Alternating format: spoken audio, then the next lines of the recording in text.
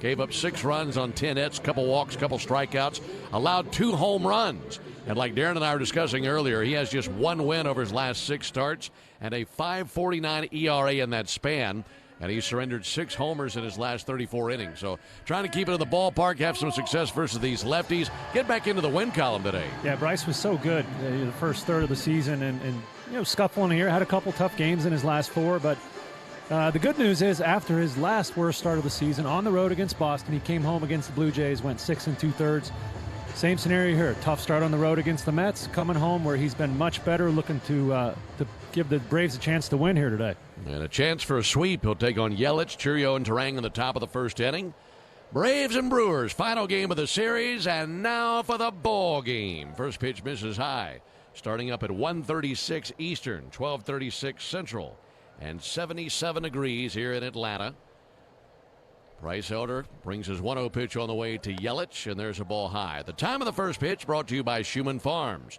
Look for real sweet brand Vidalia onions from Schumann Farms in a store near you. I know some dads out there probably on the grill today for Father's Day and using those Schumann Farms onions. That'd be a nice touch. There's a strike on the outside corner, 2-1. Be a good day for a burger, wouldn't it? Right off the grill. Yeah. There's the 2-1 pitch all the way to Christian Yelich. And he swings, and it's a high fly ball towards deep center. Michael Harris back under it as he squares up to it. Heels on the edge of the warning track, makes the catch in straightaway center field.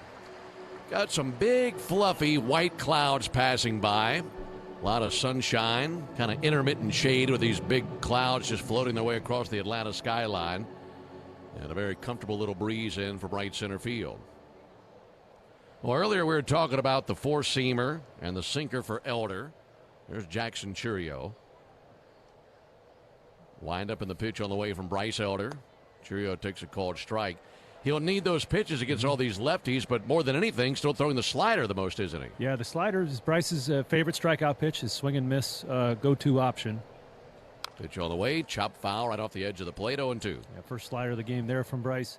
The first out he got against Christian Yelich, one of the lefties in the lineup. A really nice cutter in. It looked like a deep fly ball, but right off the bat, you could tell it wasn't going to go anywhere, just a lazy fly ball because that cutter got in on that lefty. And that's going to be important for Bryce today, using that cutter on the inner half. Yeah, that's a massive weapon for him against the left-handed batters. 0-2 on Jackson Churio. There's a called third strike. There's a sinker right there. And Churio stunned. And he just now vacates the box. First strikeout of the game for Bryce Elder, and that is our Gas South bringing the heat strikeout. Just like Bryce Elder, Gas South is bringing the heat with no deposits, no hidden fees, and simple natural gas rates. 2 up, 2 down. That brings Bryce Turang up to the plate. All these Brewers batters using bats that are painted light blue. There's a called strike. Did you call Ralph today? Not yet. Okay. You're going to put me in the doghouse, Ben. I'm sure he's listening right now. I'll call you later, Ralphie. Here's the 0-1 pitch. And Turang fouls it back. Tell him we all said hello as well. All right. He's having a good Father's Day. I know my dad David is out there. Did you already call him? I sent him a video. I'm going to call him after the game, but I sent him a video where I'm holding. And Turang fouls it back. Tell him, I want him to know that I got him a gift. Oh, wow. So he has something to look forward to other than socks or a tie. He's got enough socks. Man, doesn't he? 0-2 pitch to Turang. Missed up and in, 1-2. I got him a Braves polo. So nice. he can wear it around, showing property or whatever he's doing. Represent. Yeah. 1-2 to Turang. There's a called third strike. I mean, he froze him with a gorgeous sinker. That's a really good sign against that left-handed batter, Turang. They go down 1-2-3. We go to the bottom of the first inning. Brewers nothing, and the Braves coming up when we come back.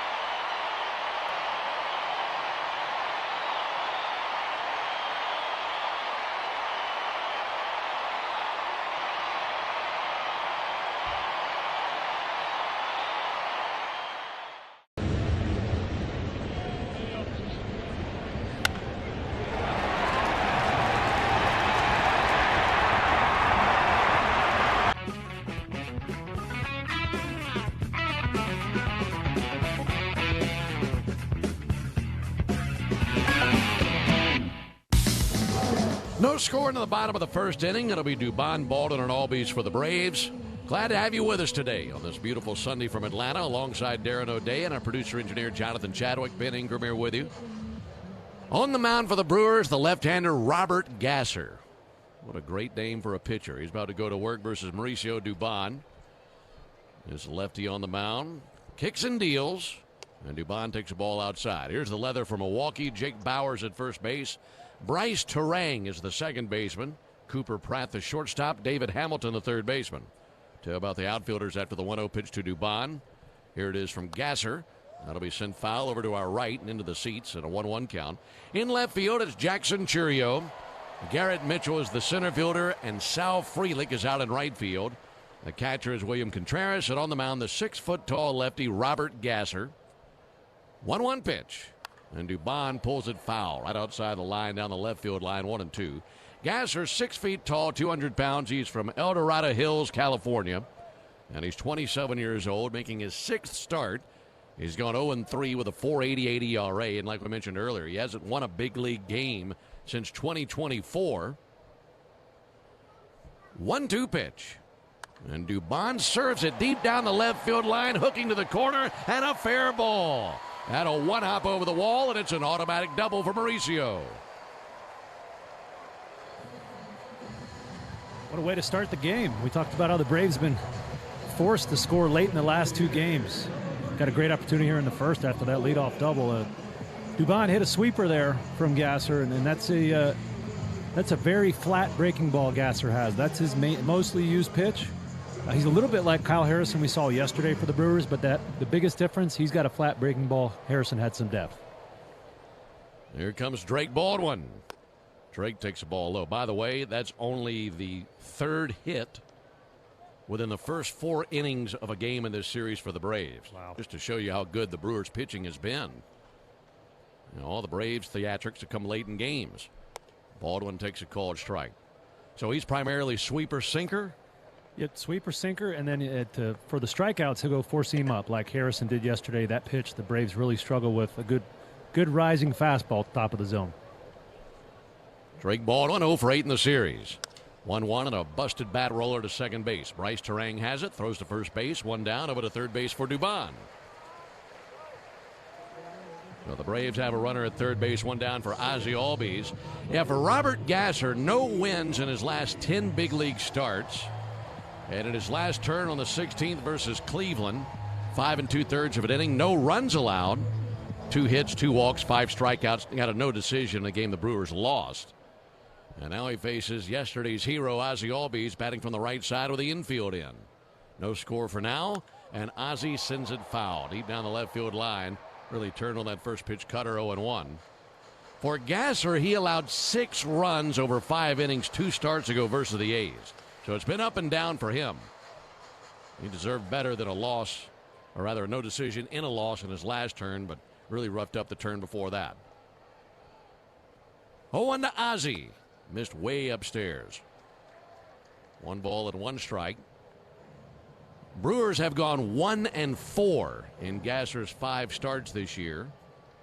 And this is his 3rd season in the big league, seeing the Braves for the first time. Chance to score right here. 1-1 pitch. Check swing. Missed upstairs with a sinker. 2 balls and a strike.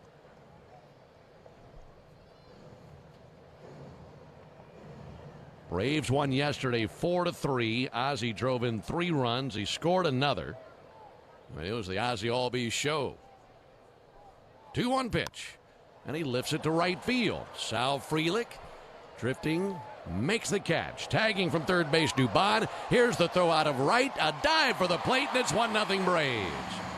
That throw out of right field slightly up the third base line. Catcher William Contreras went to the top corner of the right-hand batter's box, and it bounced away from him. And as that was taking place, Dubon was diving head first for the dish. And he scores to make it 1-0. Nicely done. Manufactured a run there in the bottom of the first. Drake Baldwin gets a little credit for that productive out. Hitting the ball to the right side of the infield, allowing Dubon to tag up and score on that sac fly. RBI number 41 of the season for Ozzie Albies. First pitch on the way to Matt Olson. And Matt takes the first pitch strike. So now Ozzie 4 for 8 in this series. And Ozzie with 4 RBIs in this series. Well, 1 swung on missed. Ozzie scored a run in game 1, scored 3 runs yesterday, drove in 3 runs, and drives in a run here. So he's been responsible for just about all the Braves' production in this series. 0-2 from Gasser. This tying outside 1-2. Yeah, just thinking about the series as a whole, Mauricio Dubon, the hero in game 1 with that hit off Mizorowski. Ozzie, the hero yesterday, and both times before those heroic hits, Matt Olson drew a tough walk off those 2 pitchers. 1-2, and he swings with all his might deep down the right field line to the pole, and a foul ball. Boy, that was close. That was jolted, but pulled foul deep down the right field line. So going back to Olson, just a walk in the box score, but he worked so hard for that walk off Mizorowski. And yesterday against Ashby, really good stuff from him. 1-2 pitch, low and outside. You could go back to the single he had in the 9th inning yesterday, and I think about that and the walk the day before. Yeah. I mean, the trips to the plate have just been terrific for Olson to set up what eventually happened. And those are the kind of bats you have to have against tough pitching like Milwaukee brings.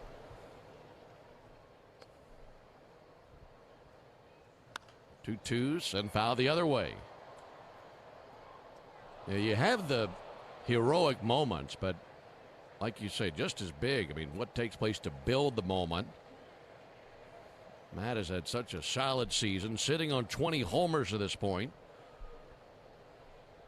2-2 pitch. And he'll hit it high in the air deep down the left field line, and that will slice foul. So he's really given Robert Gasser a run for his money with some hard hit foul balls. Now see if he can straighten one out. Thing is, you'd look at Olson's numbers this series, you'd see, okay, 1 for 7. Not a very hot series, but a little bit different than what the numbers say. 2-2 pitch. Good swing there, fouled it straight back.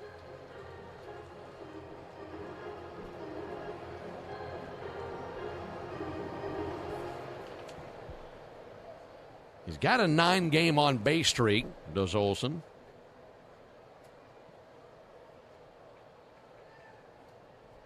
Two-two pitch.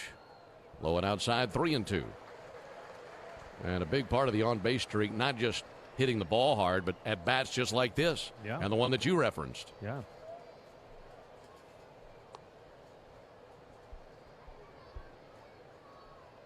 Three-two. Olson yanks it fouled on the right field line. Turned on the sweeper.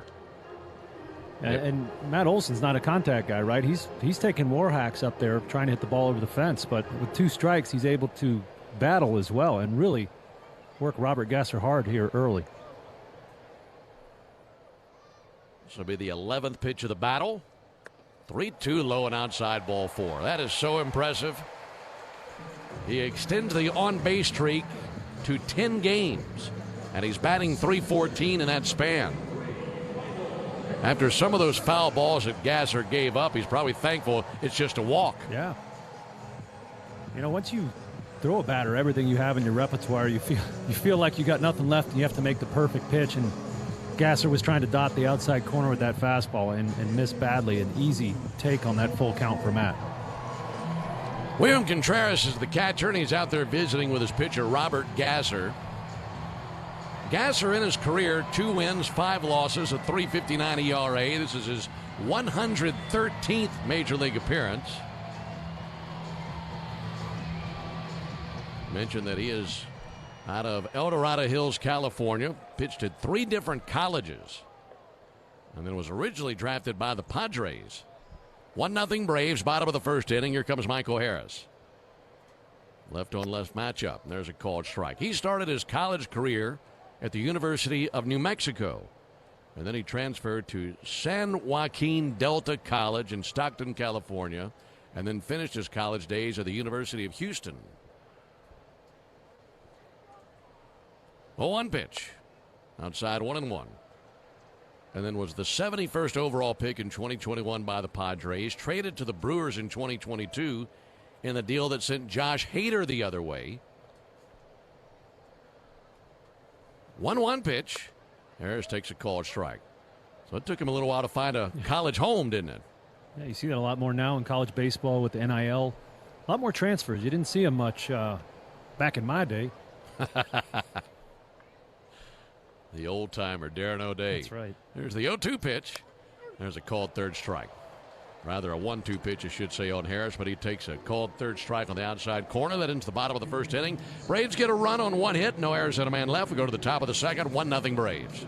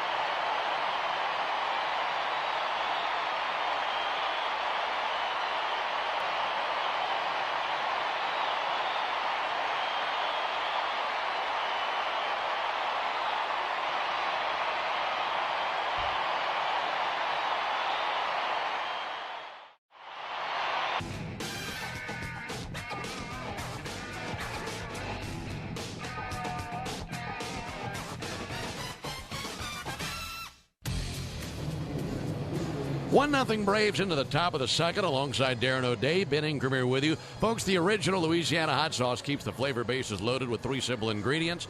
Peppers, vinegar, and salt, and flavor that always hits is exactly why the original Louisiana hot sauce is the official hot sauce of the Atlanta Braves. That's Louisiana Hot. Buy you some.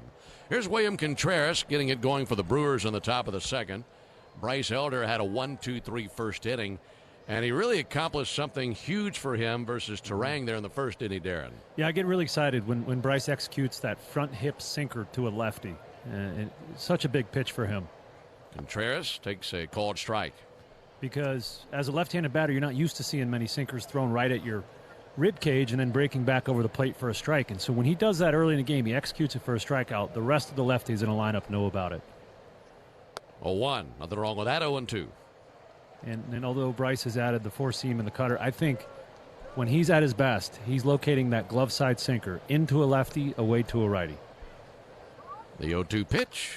Line drive out past a diving Ozzie Albies. That might have grazed his glove. If it didn't, it was really close, and it's a leadoff single for William Contreras.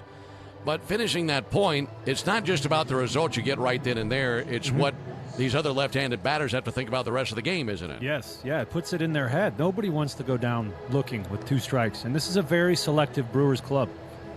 They lead the league in lowest chase rate, so they don't expand the zone a lot, and that's a nice matchup for Bryce, who comes in ball to strike a lot. There are going to be some looking strikeouts here today.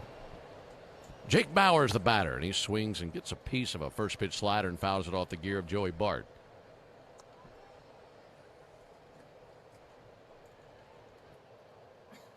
Jake Bauers, 30 years old, out of Huntington Beach, California. Originally selected by the Padres in the 7th round in 2013. 0-1 to Bauers. Outside 1-1. When he signed with the Padres, he chose to go play professionally over his commitment to play baseball at the University of Hawaii. That would have been fun. There's the 1-1 pitch on the way to Jake Bauers. Check swing. Didn't go. 2 balls and a strike. See what he's doing there? He's from Huntington Beach. Big surfing mecca. He wanted to go somewhere with the best waves. What I'd imagine. Go play in Hawaii. That'd be 4 great years, man. Yeah. Play some baseball, do some surfing. 1-0 Braves in the top of the second. Lead at first by William Contreras. Here's the pitch to Bowers. That'll be bounced to the left side, a base hit. Just bounced it through that left side. Riley was well off the line at third. He was the closest Brave to it, but Kim was shaded up the middle. So back-to-back singles. Right now, let's pause 10 seconds for station identification on the Atlanta Braves Radio Network.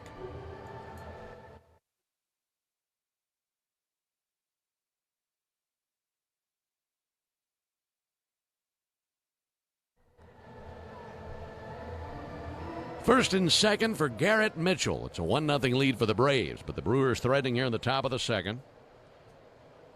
Garrett Mitchell, couple of hits in the series, 2 for 8. Another left-handed stick in the order for Pat Murphy. First pitch he sees is a called strike.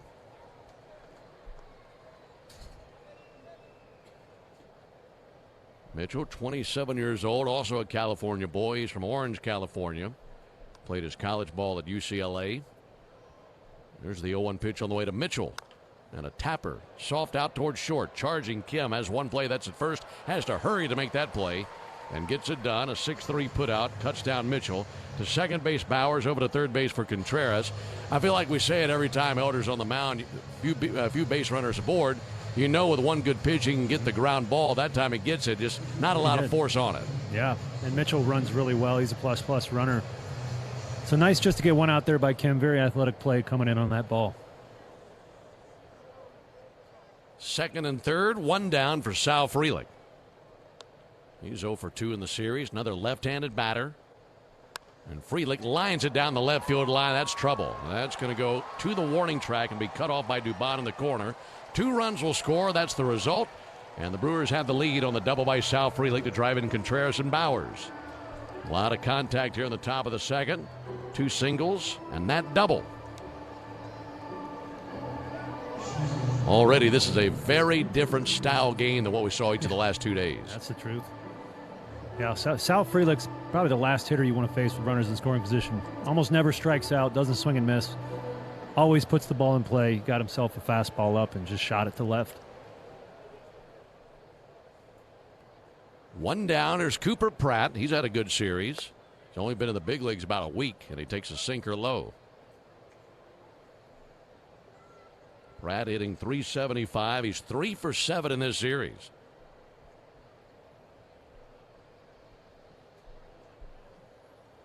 Elder brings it. 1-0, softly tapped out to short. Kim has it, holding it second. Frelick, throw over in time. Nice play by Kim. That was pretty much a spitting image of the play he made to get Mitchell.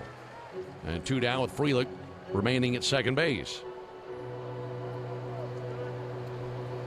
So now it's in the hands of David Hamilton, who bats 9th in the order. Yeah, really nice play by Kim again there. These Brewers, we talked about it this series, they're very athletic. They only have 3 runners in the lineup today that are below average runners. The other 6 are all plus runners. That's a dangerous bunch, especially with a lead. Hamilton takes a called strike because if they have a lead at all, they're going to do what they've been doing all year and running, stealing bases. Yeah, they run very aggressively and very intelligently. Brewers leading 2-1. We're in the top of the second. 0-1 pitch and a fly ball out towards left center field. Michael Harris going back. That continues to fly. It's over his head off the base of the wall. This will be extra bases for David Hamilton. It'll be an RBI as Frelick scores, and it's 3-1 Brewers on the booming double off the left center field wall. That had a lot of carry to it out towards left center. Just continued to spin away from Michael Harris. 3 hits in the inning by the Brewers lefties. That's something from last start to keep an eye on for Elder. They give up 8 hits to left-handers against the Mets. And coming into the game, lefties hitting just 183 against him. So he's handled them very well this season. Handled them well in the first inning, but not so much here. There's a swing and a miss by Christian Yelich. Elder making his 95th Major League appearance. He has a career record of 29-28 with a .433 ERA. Been an All-Star 1 time in his 5 seasons. He spins around looking back Hamilton. This is the 5th time in his career he's faced Milwaukee. And he's gone 2-1 against them with a .430 ERA. This is the first time he's seen them in 2 years. 2024, the last time the Brewers faced Elder. Former 5th-round pick out of the University of Texas. 0-1 to Yelich. Swung on, missed. 0-2.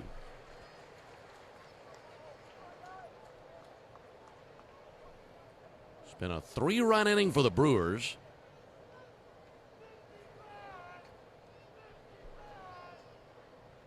Oh, 2 pitch. Inside 1-2. Brewers have been in the top 3 pretty much all season across Major League Baseball in innings where they've posted 3 runs or more. They've had some big innings this year. 1-2 pitch. Just missed the inside corner with a sinker. Not a bad idea.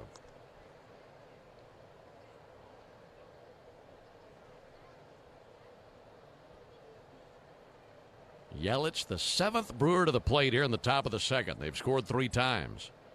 2-2 pitch. Missed low. And a 3-2 count. Yelich, their DH. And this is the 41st game that he's been their DH. So he's not playing a whole lot in the outfield. He's had a sore back last several seasons. Runner goes 3-2 and a ball low. There's the first walk allowed by Elder. And the inning continues for Jackson Chourio. Here comes Jeremy Hefner, Braves pitching coach. So the Brewers will send at least 8 men to the plate here in the 2nd inning. What do you think this visit's going to be like? Just to give Bryce a mental break. You know, his last start against the Mets, the game kind of got away with him, and just a barrage of hits put the game away for the Mets. And sometimes as a pitcher, you just need a break. You need a reset. And so I'm guessing Hefner is just helping him refocus. You know, you don't want to see him pitch lefties tentatively. He had Yelich at 2 strikes there, then threw 3 straight balls to walk him. And when Bryce is going good, he doesn't do that. He actually is running the lowest walk rate of his career this season. So he went from a below average walk rate guy to above average. And that's been a big part of his success here early this season. Now he's got to face Chourio, who is 0 for 1. He's 2 for 9 in the series. Bryce struck him out looking in the 1st inning. 3-1 Brewers, top of the 2nd. Chourio hits a laser beam right up the middle. A base hit into center field. Hamilton scores down to 2nd base for Yelich, and it's a 4-1 lead for the Brewers. That was a first pitch sinker, and he tattooed it right up the middle. And before that at bat, Chourio was 0 for 6 with 3 strikeouts off Elder. He's just not executing his pitches where he wants them to go.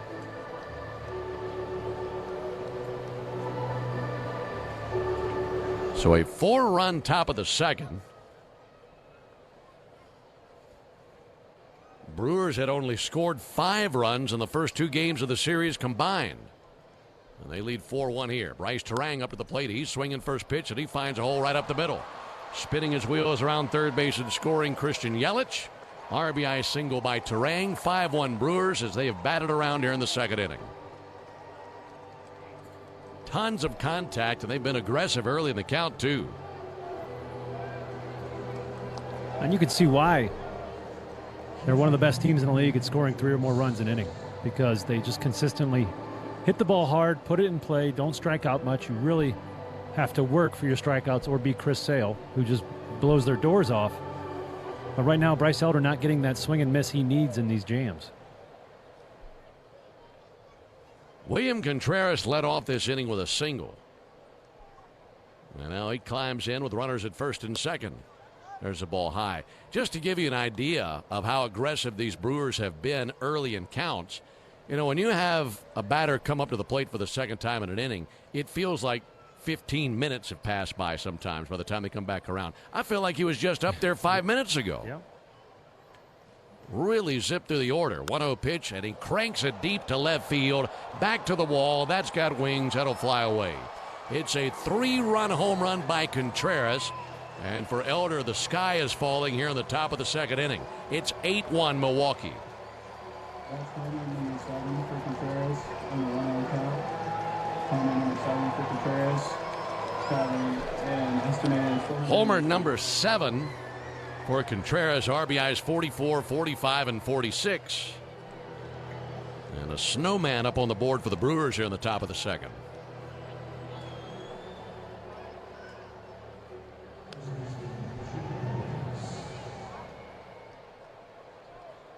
And now Jake Bowers is the 6th Brewer to the plate since the second out was recorded. So a good chunk of this damage coming with 2 down. Jake Bowers takes a called strike.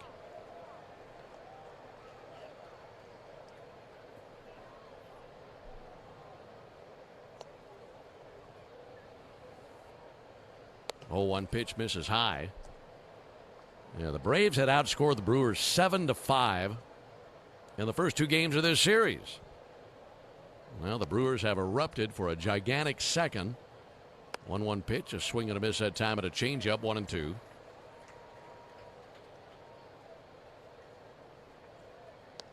Brewers have been swept 1 time this season. 1-2 pitch, there's a called third strike. Yeah, they've put up the kind of effort today to make sure they're not swept here in Atlanta. Long way to go in this one, but a gigantic second for the Brewers. They score 8 times. We go to the bottom of the second inning, 8-1 Milwaukee.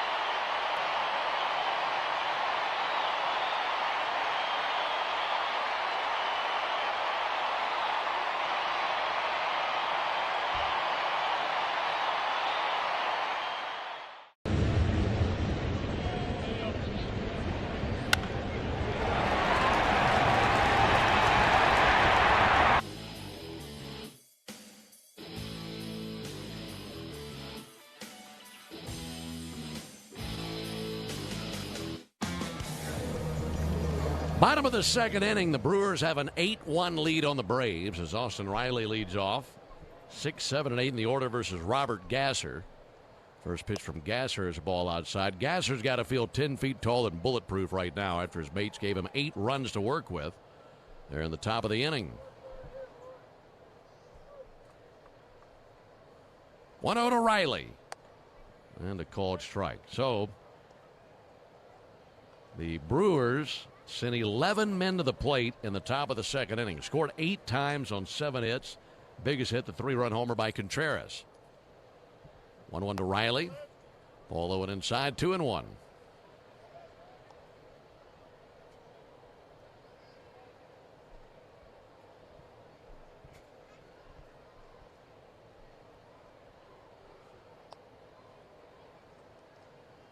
Long look in by Gasser. And the 2-1 pitch. Riley takes a called strike, 2-2.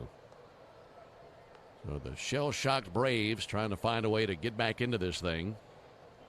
Long way to go yet, but they need to start getting after it after giving up 8 runs in the top of the inning. Here's the 2-2 pitch. Riley sends it deep and foul, slicing out of play. And going back and dissecting that inning, William Contreras had 2 hits that inning. And I think the first one created a lot of the stuff that followed. Bryce Elder had him 0-2 and then hung a slider, and he just popped it right back up the middle. And as a pitcher, you get so frustrated over that, it can continue down the road. 2-2 misses high. So one little mistake can sometimes snowball. Yes, especially when you're coming off a bad start like Bryce had in New York. You make that mistake 0-2, and you just think to yourself, do I have it today? 3-2 pitch, and Riley sends one up the middle, a base hit towards left center field. Garrett Mitchell up with it in center field, sends it in. It's a leadoff single for Riley. That's Austin's second hit of the series. It brings Joey Bart to the plate. By the way, this is the Toyota Stolen Base Challenge inning. At the Braves steal a base here in the bottom of the second. Our contestant today, Dana Atkinson, will win $700 in free marathon gas cards. And you can enter the Toyota Stolen Base Challenge by visiting braves.com/stolen base challenge. Trying to put together some hits versus Gasser. And Bart takes a high strike. Well, that definitely snowballed, that's for sure.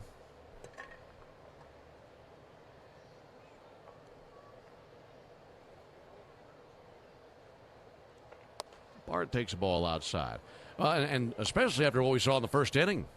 Had a very solid 1-2-3 inning, 2 strikeouts. Got Churio and Terang both looking. And you're thinking, yeah, he's definitely got his good stuff today.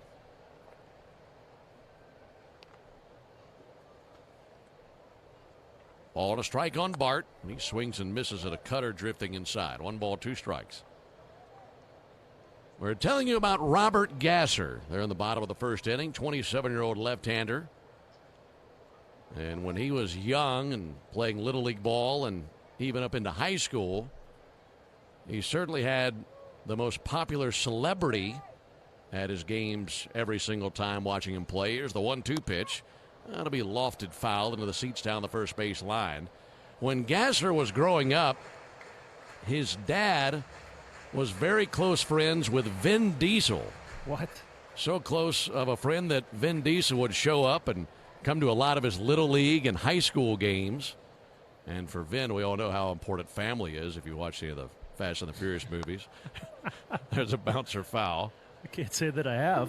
You've never watched any of the Fast and the Furious? I think I might have seen the first one, and I called it after that one.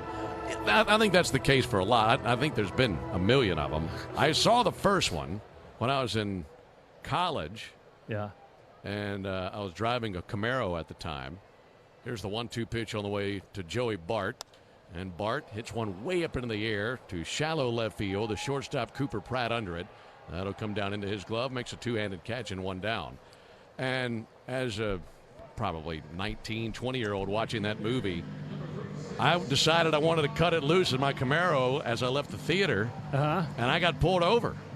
Oh. And the policeman came up to me and said, "Let me guess, you're leaving the theater and you went to watch Fast and the Furious." I said, "Yes, sir, I'm sorry." He said, "What? Take it easy on the speed. You're good to go." Wow. And gave me a warning. But Nice. I think he had pulled over multiple people leaving the theater because the movie had just come out. And everybody's driving a little bit too fast. There's a ball inside. But no, so Robert Gasser grew up with Vin Diesel coming to all his games. That's wild. How do you think Vin would do behind a microphone for baseball? I think he'd be pretty good. Great voice. Yeah.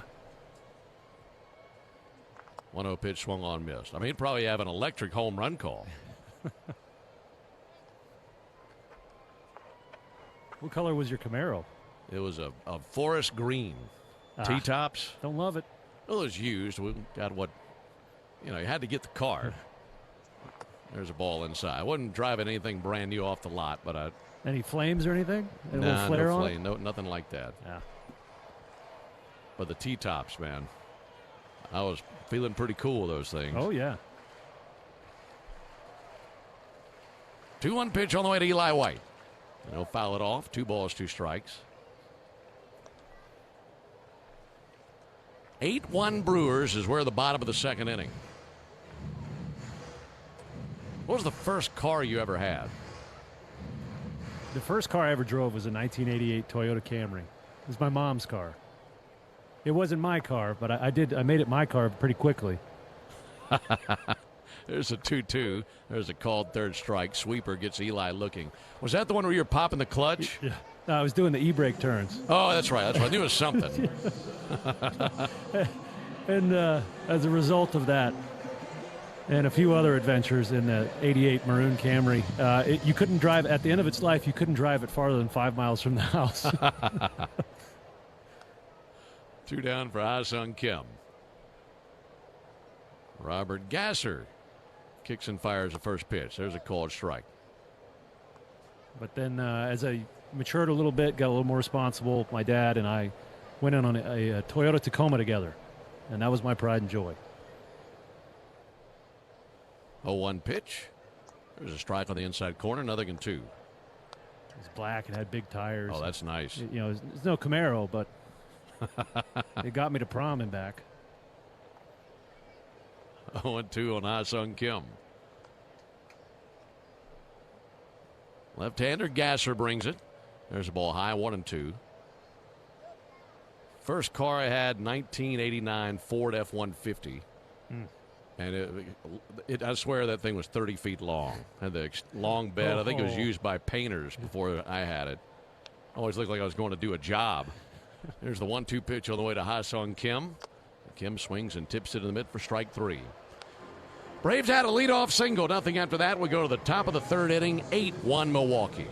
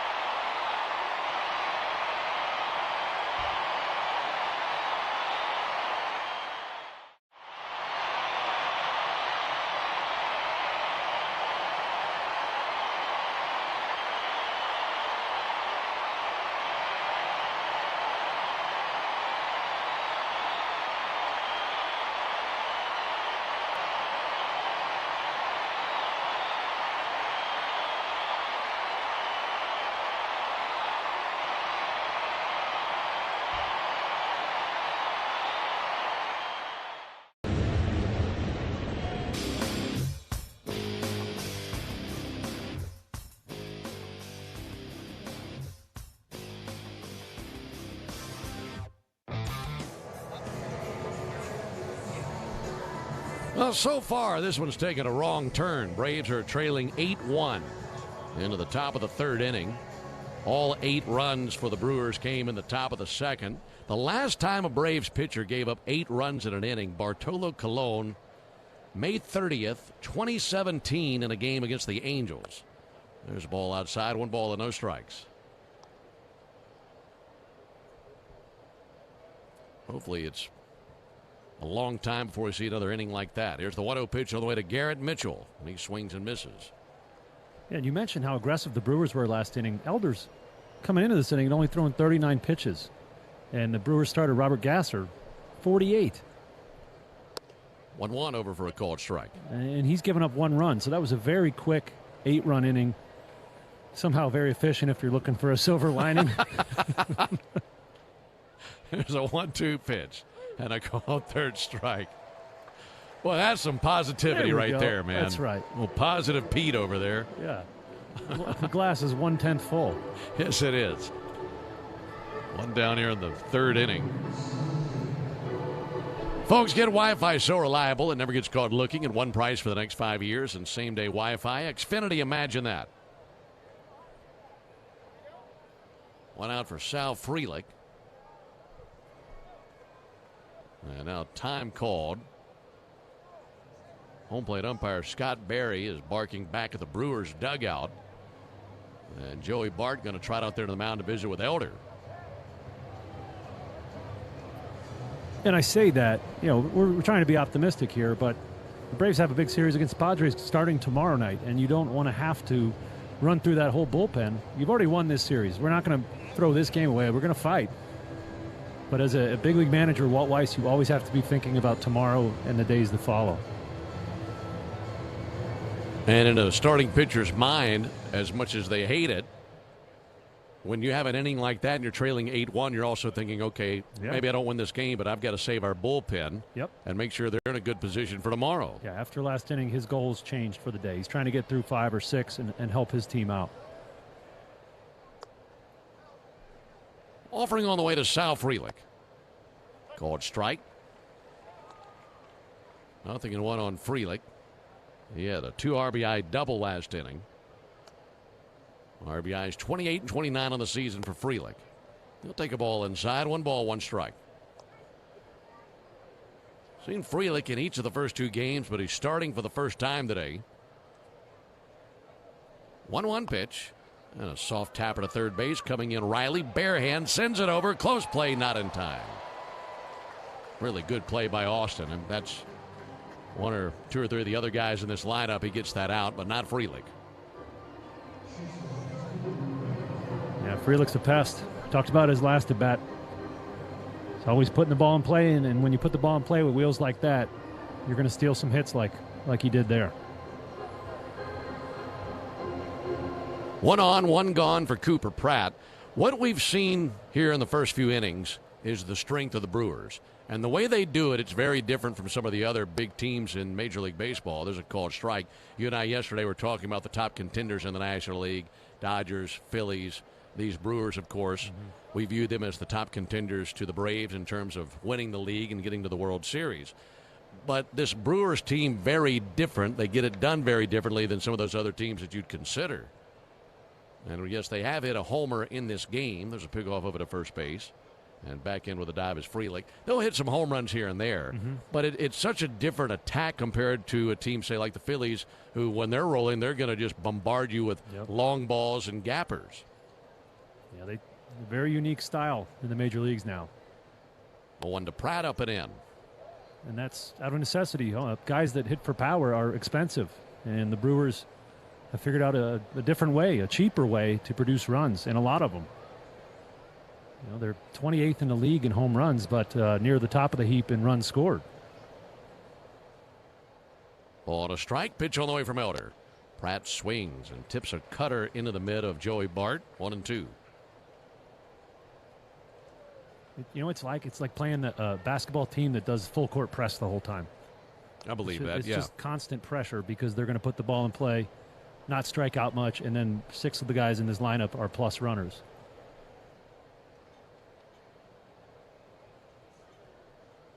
It's an interesting formula, especially come the postseason. There's the 1-2 pitch on the way to Pratt. That'll be sliced foul into the seats down the right field line. And I've had some conversations with some of the Brewers broadcasters about this team. And I remember the same thing last year.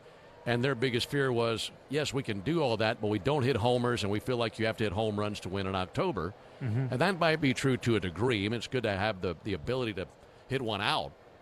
There's the 1-2 pitch. Pratt takes the ball low and outside.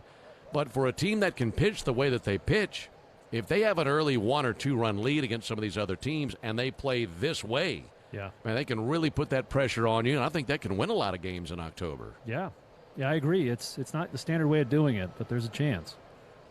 2-2 out to third. That's a foul ball down the left field line. Riley went diving for it. That was just barely foul.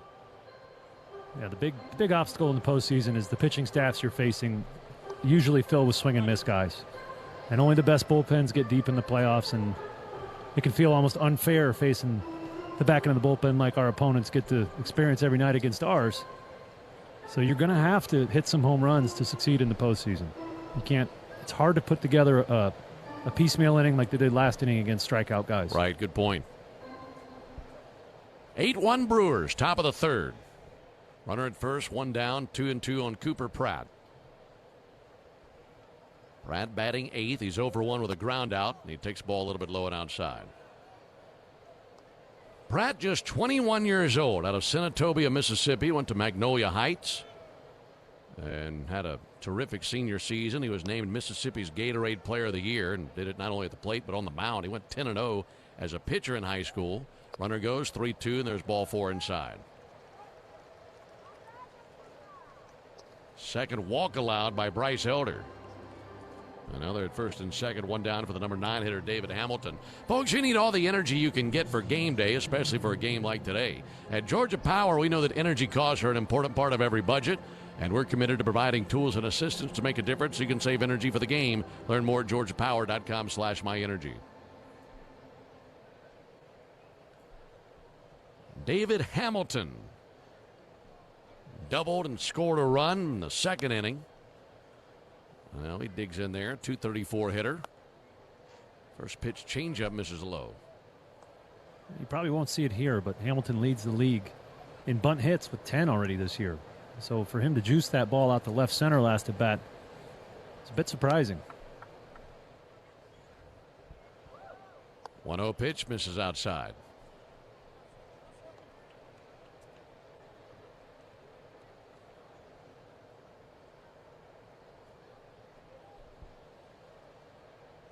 "56 pitches for Elder, 36 strikes. 2-0 pitch misses, 3 balls, no strikes.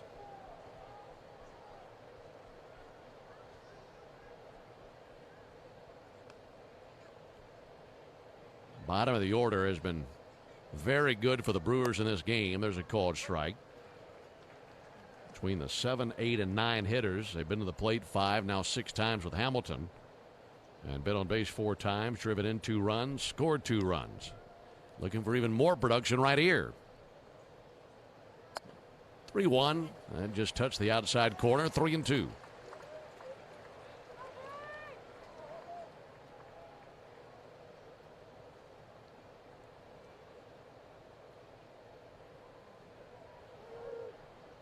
Elder's 3-2 pitch. Hamilton tips that into the mitt for strike 3.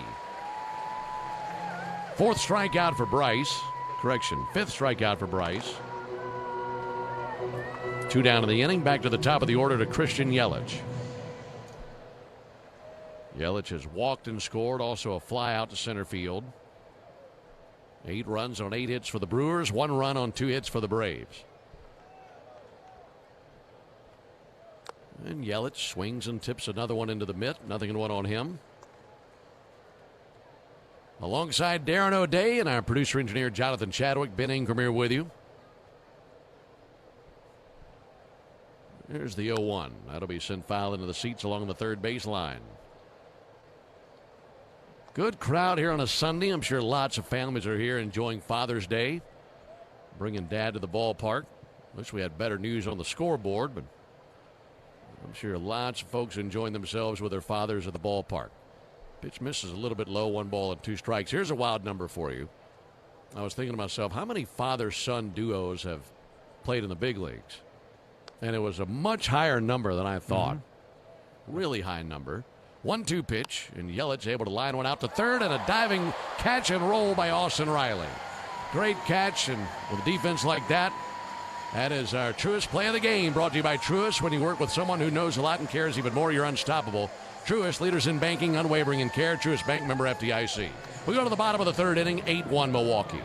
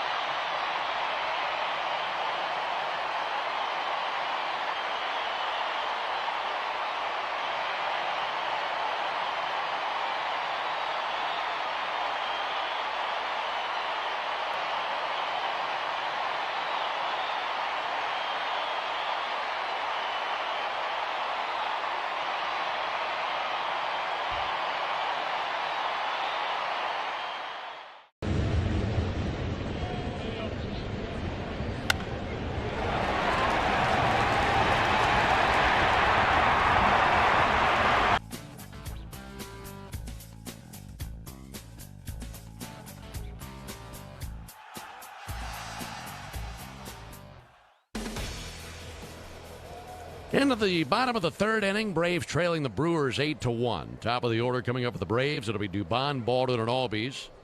Robert Gasser, left-hander, back out there for his third inning of work. 3 strikeouts, 1 walk. And his first bullet fired here in the third inning is a called strike on Mauricio Dubon. We're talking about Father's Day. And the number that I found said when it comes to father-son duos in the big leagues, here's the 0-1 pitch. And Mauricio fouls it back. There have been over 250 father-son duos that have played in the big leagues. Wow. That's a lot. That sure is. And I've heard that's the number one predictor of if you're going to play in the major leagues is if your dad did. And so that number does make sense.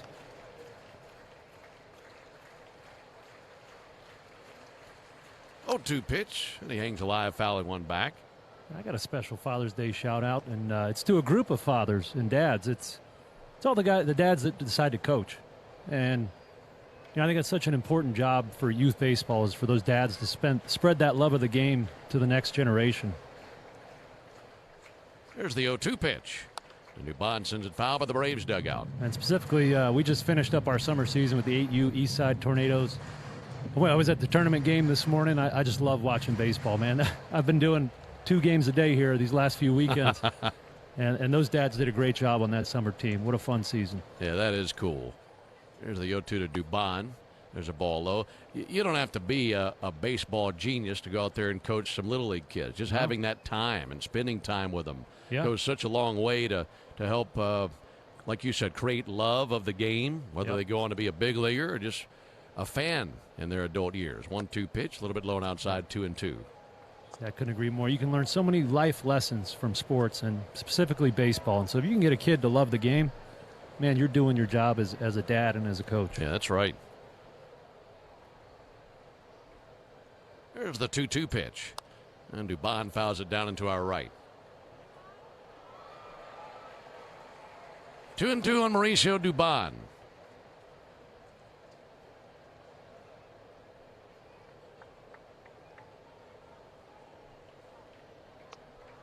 He doubled and scored back in the first inning when the Braves briefly had a 1-0 lead. 2-2 pitch. It on line in the air to right field. Coming in Sal Frelick. He'll have to play it on a bounce. Leadoff single by Dubon, who's 2 for 2. Puts a man aboard for Drake Baldwin. You said the East Side Tornadoes? That's right. Very good. Yeah, East Side is a East Cobb tradition. I live in that part of town, and that park has been there a long time, and they produce a lot of good baseball players. And so that's where we play. We love it out there. That's terrific. There's Drake Baldwin trying to climb back into this thing. Baldwin takes ball low and outside. When you were a kid playing Little League ball, did you have names like your son has now, or did you have businesses for your team name? We always had sponsorships and businesses. No, I don't think we did. There's the 1-0 pitch, and Drake lifts it towards left field. A line drive out to Jackson Churio, and he makes the catch. 1 down here in the third inning. Boy, who cares if that's an out? That ball was crushed. 103 to the opposite field. That's, aside from Drake's big home run in his first at-bat back, we haven't seen him hit the ball hard like that. And that is a very encouraging out for him. Just more reps. You're going to see more and more of that, and eventually those become hits and home runs. That's the truth. 8-1 in favor of Milwaukee. We're in the bottom of the third inning. Ozzie Albies drove in the Braves run with a sac fly in the first inning. Takes ball high and outside, 1-0. So we just played All-Stars. We didn't have travel ball back then until I was in right near high school, and then we started playing. And we were the North Florida Hurricanes. Were you at Bingo's bail bonds or what? Similarly, yeah. Never had like team names like that. 1-0 is going to be sent foul. I mean, now these kids, the Braves and the Yankees and the Dodgers. I think the very first Little League team I played for was called Hair Fashions. And it was a local barbershop, I guess. I love it. I had a team that was Benchmark Construction one year. Nice. Boy, we loved our uniforms. There's the 1-1 pitch on the way to Ozzie Albies. And a ball low and inside, 2-1. And then one year, my favorite restaurant back home is called Cock of the Walk. Catfish place. Oh, baby. And we were Cock of the Walk. So we knew at the end of the season our team party would be at Cock of the Walk. That was the best part of the whole season. 2-1 pitch, and Ozzie hits it hard right out to third. Leaping grab by David Hamilton. Boy, some really hard hit balls this inning, but nothing to show for it on a line out to left field by Drake and then line out to third base by Ozzie. So 2 down here in the third inning for Matt Olson.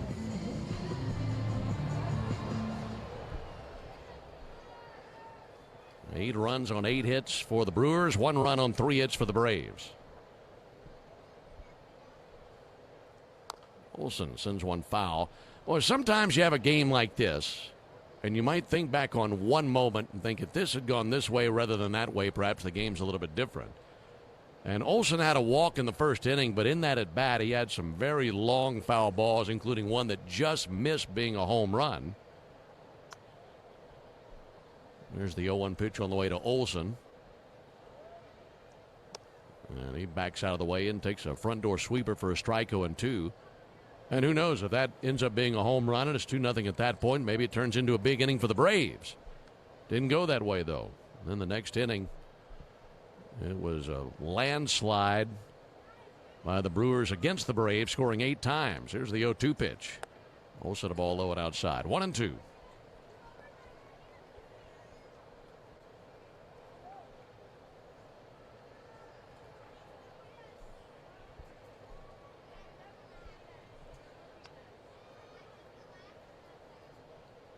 Gasser's 1-2. Olson swings and misses at a fastball. That's strikeout number 4 for Gasser. Braves get a leadoff single, and that's that. We'll go to the top of the 4th inning, and an 8-1 lead for the Brewers.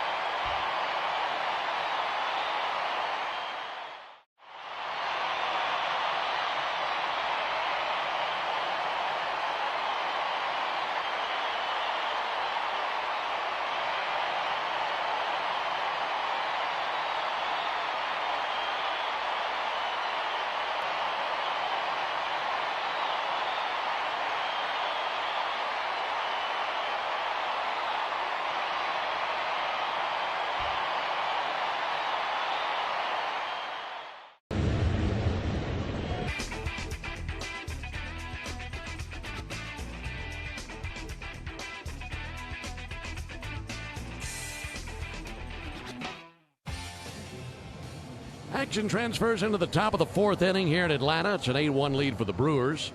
2-3-4 due up for Milwaukee. This is the Tidal Wave Auto Spy inning.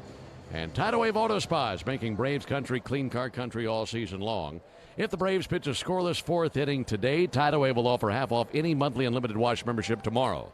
First pitch to Cheerios, a ball outside. Learn more at TidalWaveAutoSpa.com/Braves. We mentioned in the first couple of innings we had some big waves of shade rolling across the field with some big puffy clouds passing through. There's a called strike. Now the sun is lighting everything up. Beautiful sunny day. And these cotton ball clouds just keep on passing by. 1-1 on Jackson Chourio. Here's the pitch on the way from Elder. Chasing a miss there. Good cutter that time. 1-2 on Jackson Chourio.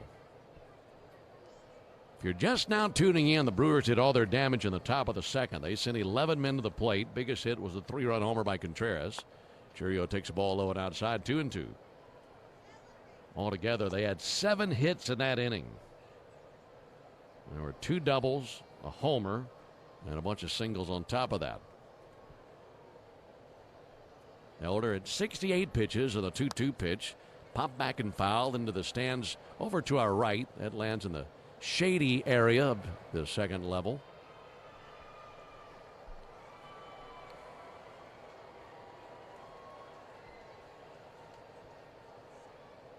There's the 2-2 to Cheerio. And a ground ball down the third base line and foul.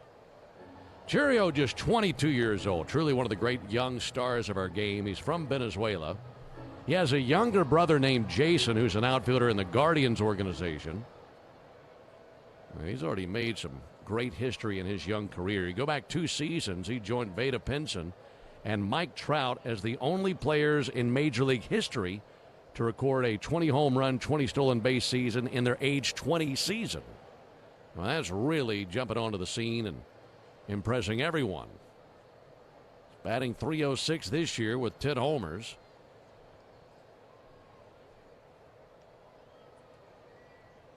Two pitch on the way from Bryce Elder. And Cheerio, it's a high fly ball to right. Eli White starting to trot in, slightly angling towards the foul line, makes the catch, 1 away in the 4th inning. Interesting at bat there from Elder. A lot of 4-seamers and cutters. And especially that cutter, is Elder uses it almost exclusively against lefties this season. I guess he just wanted to show Cheerio something different. Maybe a sequence he wouldn't normally use with the 7-run deficit. It's a good time to show some new stuff. Yeah, not a bad idea. Bryce Terang hits one in the air towards center field. Michael Harris dashing across the outfield, lunges and makes a chest-high catch. I think that tells you the back's feeling pretty good. That's a nice play by Michael. 2 down. Michael leaning forward like a track star going across the finish line, and then just extending that glove hand, bringing it in.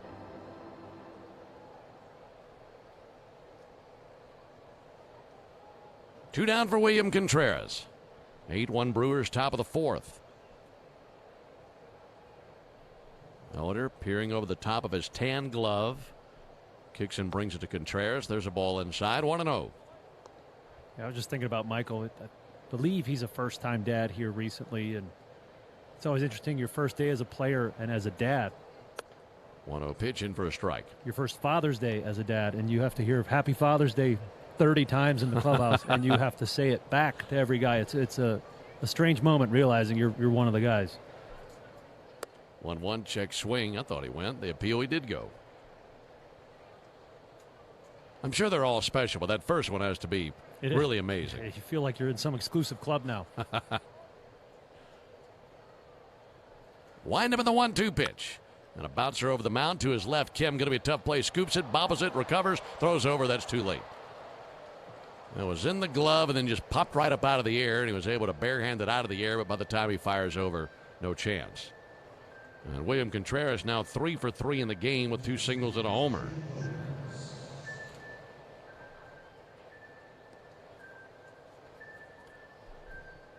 You know, really interesting how the Braves are playing it at shortstop. Of course, you want to get Kim going, but he's hitting under 100. Didn't have a spring training. Here's the pitch on the way, and Bowers cracks it deep down the right field line. That's going to one-hop to Eli White at the edge of the track. He gets it in quickly, so it's a single by Bowers, but first to third by William Contreras. And now 10 hits of the game for the Brewers. Inning will continue now for Garrett Mitchell. But at the same time, going back to the talk about shortstop, you got to win games.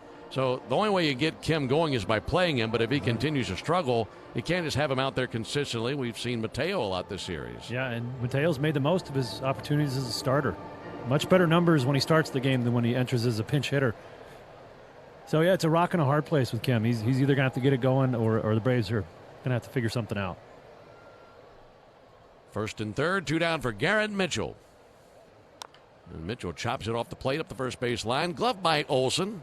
And they're going to say that's a foul ball, as that apparently got a piece of Mitchell. 0-1 on Garrett Mitchell. 8-1 Brewers, top of the 4th inning.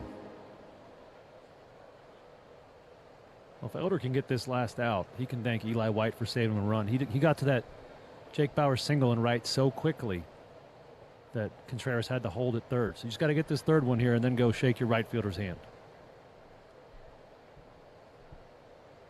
0-1 up and in, 1 ball and 1 strike.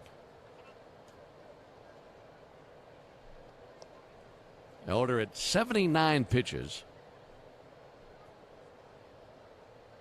And like we mentioned earlier, his primary goal now is to go as deep as he can and try to save the bullpen as best he can for the upcoming road trip. 1-1 to Mitchell. Ground ball out to second. Ozzie has it. Throws to Matt Olson. There's the third out. No runs, 2 hits, no errors, and 2 men left. We go to the bottom of the fourth. 8-1 Brewers. Mike Rowe here.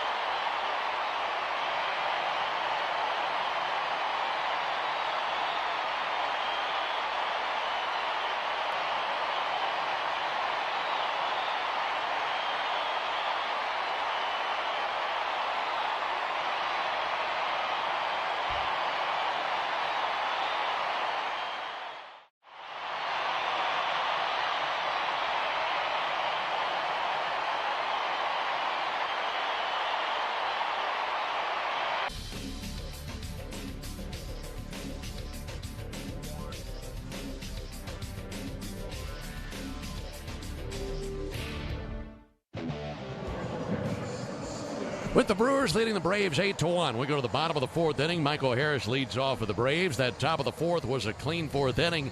And that means today is a clean inning car wash celebration day at Tidal Wave Auto Spa.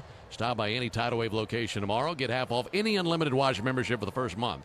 Visit TidalWaveAutoSpa.com/Braves for more information. Michael Harris 0 for 1 with a strikeout. And Michael swings and smashes it deep down the right field line. That's a fair ball. And 2 ups into the corner. Extra bases coming up for Harris. He digs into second. He'll hold there.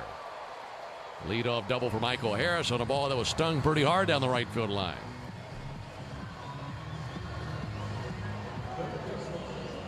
And Michael's just been punishing left-handed hitting recently. When he came up, he struggled against lefties. In the last 3.5 weeks, he's hitting almost 400 off them. He's getting so good at pulling his hands in, hitting that ball down the right field line and keeping it fair. He did it yesterday as well. So really the biggest task is keeping him healthy so he can stay on the field and do that. That's the truth. Austin Riley climbing in. Braves trailing 8-1. And Riley sends it foul. No finals yet around Major League Baseball. There was one postponement. They had rain in Chicago, and the Cubs and Blue Jays washed away.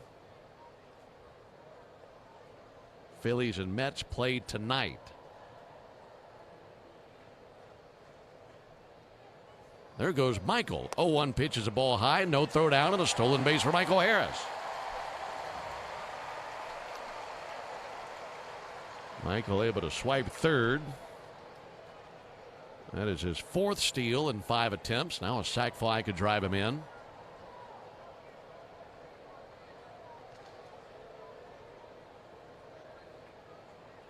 One to Riley. Inside almost hit him.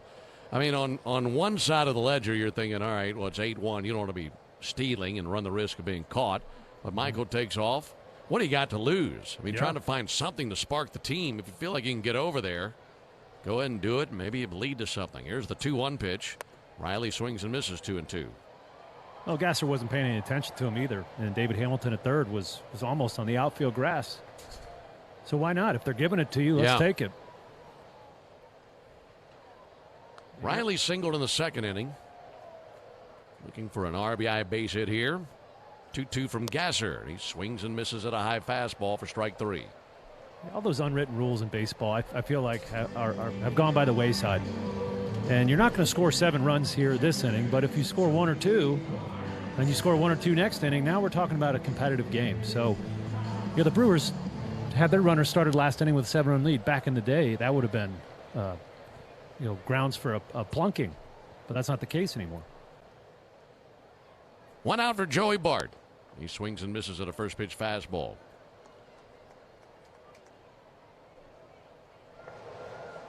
Brewers on top 8-1. Bart has popped out to short, and that's been it in his only previous trip to the plate. 0-1 check swing, an appeal. He did go 0-2. By the way, I mentioned that the Phillies are hosting the Mets tonight. They beat the Mets down last night. A 3-homer game for Kyle Schwarber, and Bryce Harper hit for the cycle last night as the Phillies evened up that series. That'll be a rubber game tonight in Philadelphia. 0-2 to Joey Bart. Ground ball weakly to the left side. This will produce a run. Up with it, Hamilton slings it across for the out, but Bart rakes in his first RBI as a Brave, and it's an 8-2 game. Did you catch that Philly New York game last night? About 4 innings or so. I turned it on. I jumped in the pool. I got out. It was 11-1. I said, what happened here? Happened fast. Similar to what we saw in the top of the second inning here. Yeah, that's right. 8-2 our score is Eli White.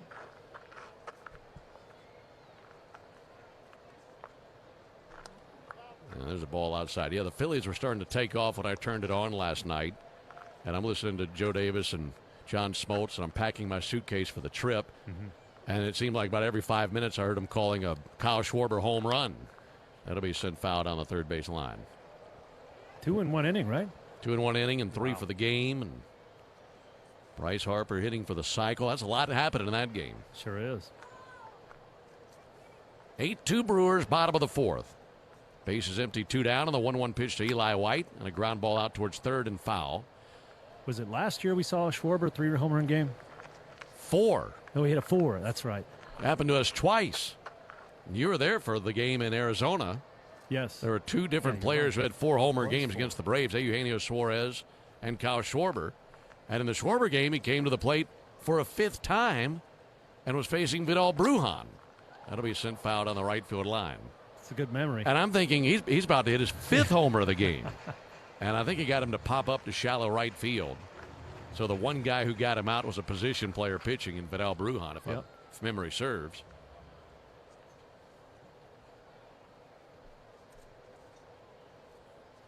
One-two pitch. And Eli with a fly ball towards right, slicing towards foul ground. At the sidewall and running out of room is Frelick. And he tumbles into the stands. He launched himself over the sidewall and went right into some fans down there. He went into a patch of Brewers fans that are down there. He climbed up on top of the wall and then just kind of launched his body in there, and it was right off the end of his glove and hit a fan in the chest after that. That's great effort in an 8-2 game. 1-2, reach and a miss. If Frelick were 5'10", he would have made the catch.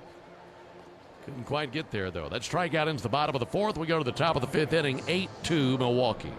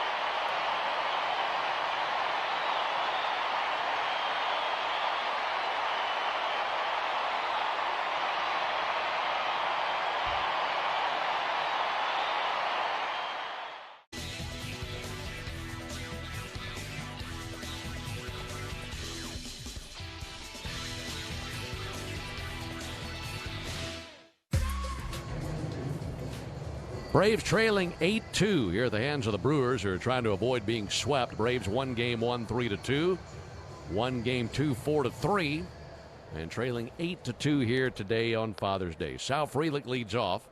Bryce Elder back to work. First pitch misses high.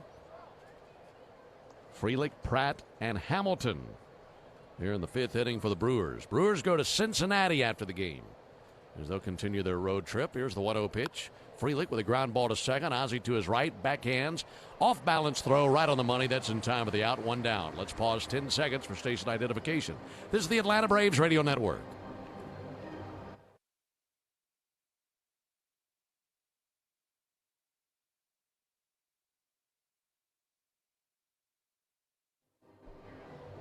Bryce Elder at 82 pitches. He continues to work here in the top of the 5th inning. James Karinchak up and throwing in the Braves bullpen now. 8-2 Milwaukee. Here's Cooper Pratt. Pratt fouls one off of his foot and then topples over in pain. He's down on a knee. Other scores around Major League Baseball. White Sox have a 2-1 lead on the Tigers. That game's in the bottom of the 6th inning. Nationals are leading the Rays 2-1 in the 5th inning in Tampa. Meanwhile, the Marlins have a 2-1 lead on the Giants. That game's in the bottom of the 5th inning in Milwaukee. Reds leading in New York, 3-1 over the Yankees in the 4th. Cardinals leading 9-4 in Kansas City in the bottom of the 2nd. Wow. Already 9 runs in that game for St. Louis. That's a look around the league. Scoreboard updates are delivered by Saia. Saia, the official freight carrier of the Atlanta Braves. 8-2 our score here in the top of the 5th inning. A 1 to Pratt, and he'll loop it into center field in for a base hit. Yeah, this guy's impressive. He is.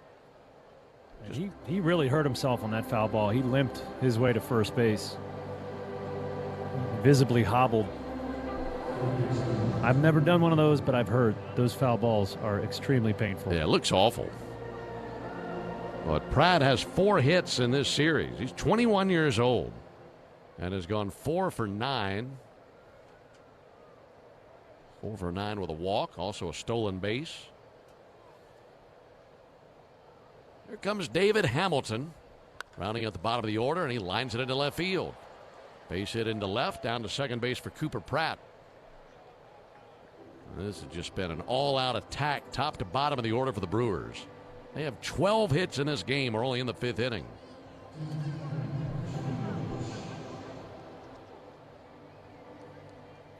It looks like the Brewers noticed Pratt limping around on the base paths.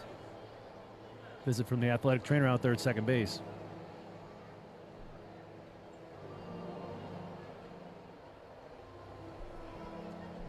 Well, those two visiting, and trainer kind of just checking the temperature on the situation for Pratt's foot. You know, he's only been in the big leagues for a week, so he probably doesn't feel comfortable saying, hey, I can't play on this. So he's depending on the team to take him out. Yeah, for a guy in his position, he could have his foot amputated. He's not going to come out of the game.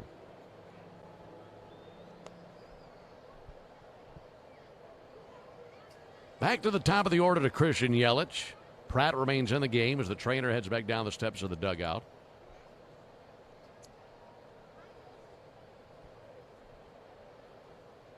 Elder trying to put 5 together, get through the 5th inning. Yelich takes the ball high. This is the final game of the homestand. And the Braves head out west. It'll be our final trip out west for the regular season. 1-0 pitch, and Yelich with a fly ball towards center. Michael Harris coming in, slows, makes the catch in medium depth center field. Runners remain at first and second, 2 down. I'm pretty sure, Chad, correct me if I'm wrong on this. I think after this road trip coming up, the furthest west the Braves go is the Central Time Zone. I think we'll be done with everything further west of the Central Time Zone, which is certainly helpful for the players. Yeah. Yeah, it eliminates those long travel days and the time zone change, which is really tough as a player. Yep. Tomorrow night we have a game in San Diego, and we're changing 3 time zones and just going to lace them up. Jackson Cheerio takes the ball outside. It's so much easier going west than east, in yes. my opinion, as a player. You do get a little sleepy at the end, the tail end of the baseball games, but you figure that out. Yeah, the days seem so much longer. getting out there, and everything's taking place earlier in the day. Churio with a pop-up just back of first. Matt Olson looking skyward into the brilliant blue sky. Makes the catch one step back of the infield cutout. That ends the top of the fifth. No runs, 2 hits, no errors, and 2 left. We go to the bottom of the fifth inning. 8-2 Milwaukee. What if you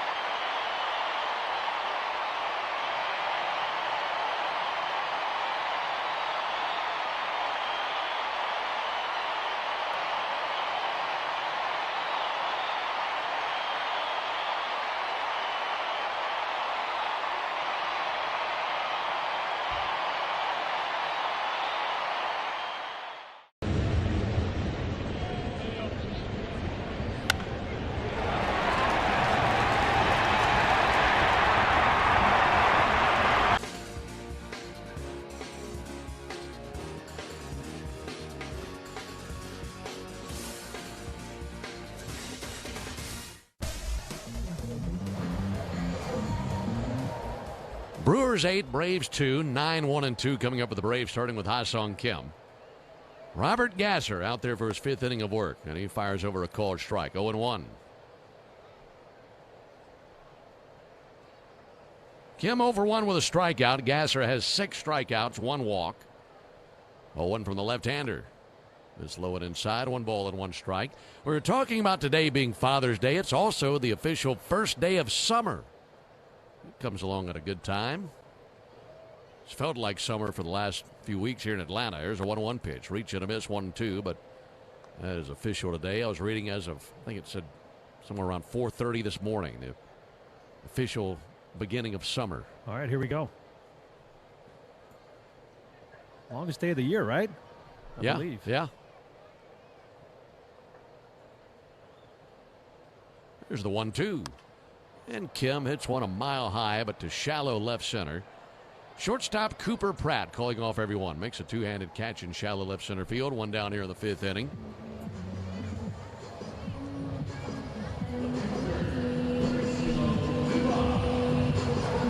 Back to the top of the order to Dubon, who is 2 for 2 with a single and a double and a run scored.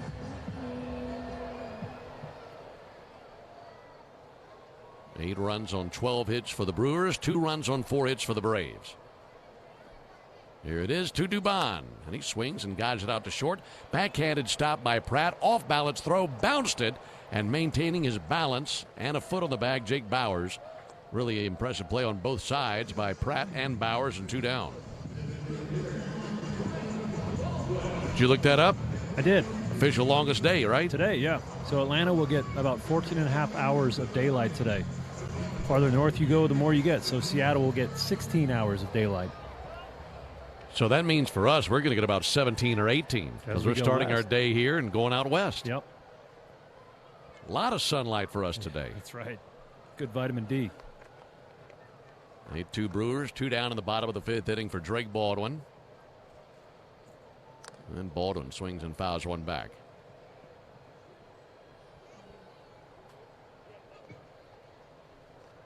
Drake with a really hard line out back in the 3rd inning.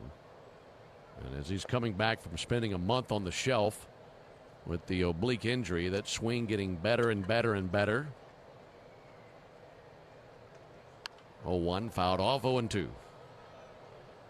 Meanwhile, Robert Gasser Needs one more out to qualify for a win.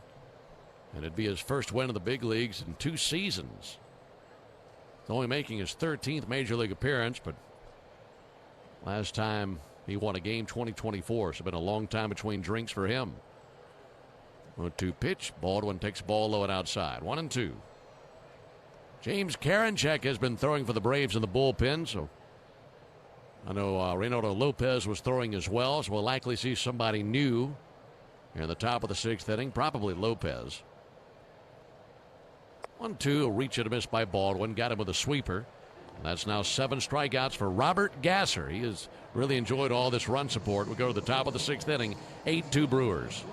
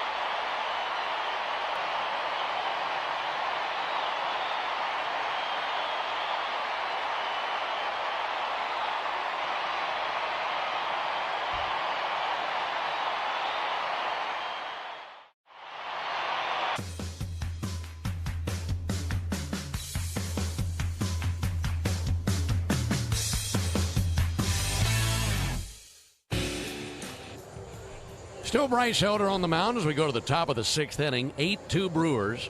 All of their damage concentrated to the 2nd inning. They sent 11 men to the plate, 8-run score. They had 7 hits in the inning. And to this point, that has looked like a knockout blow. Still some time to go in this one, but Braves got a long way to go. Bryce Terang fouls back a pitch, 0-1. Northside Hospital Cancer Institute, one of the nation's leading and largest cancer programs. Northside is built to beat cancer. Warm, sunny day here in Atlanta. Little breeze coming in from right field. Terang sends it foul into the screen. It was 77 degrees when they said play ball, and it's warmed up a decent amount since then.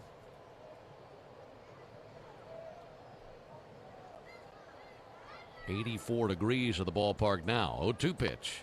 Nothing wrong with that. Right down the pike with a sinker for a called 3rd strike. 1 out in the 6th inning for William Contreras.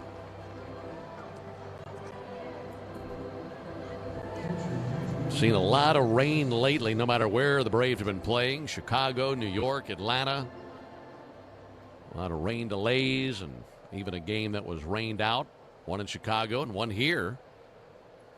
Pitch on the way to Contreras. Pulled out towards 3rd. Backhand pick by Riley. Long throw on the money. Spectacular play by Austin.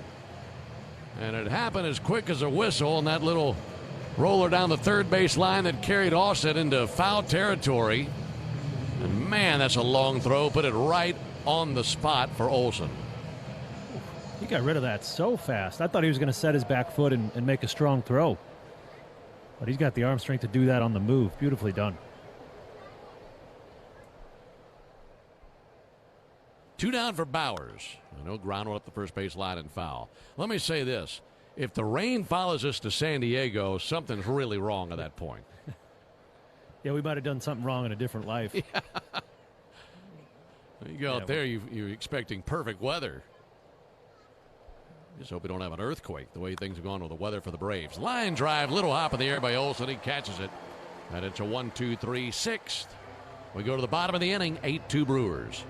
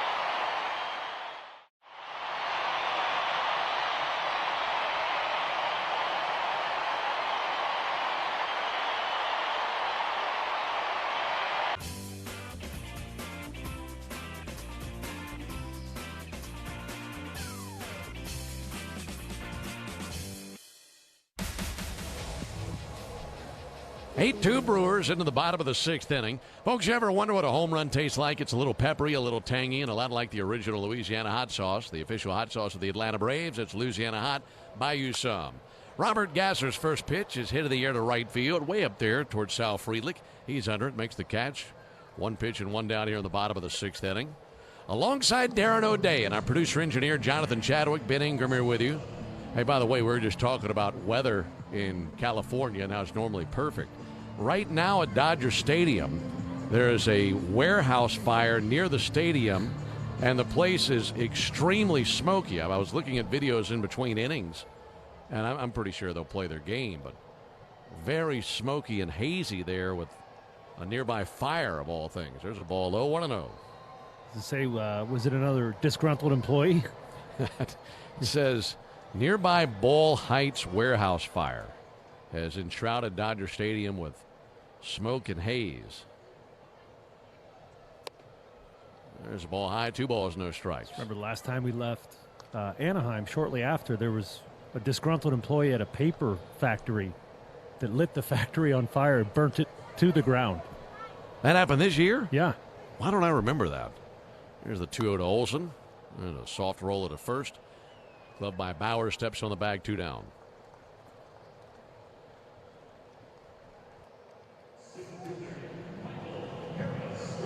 I bet a fire at a paper factory is a bad day. That's a mess. I don't think he had to use much accelerant on that one. No, not at all.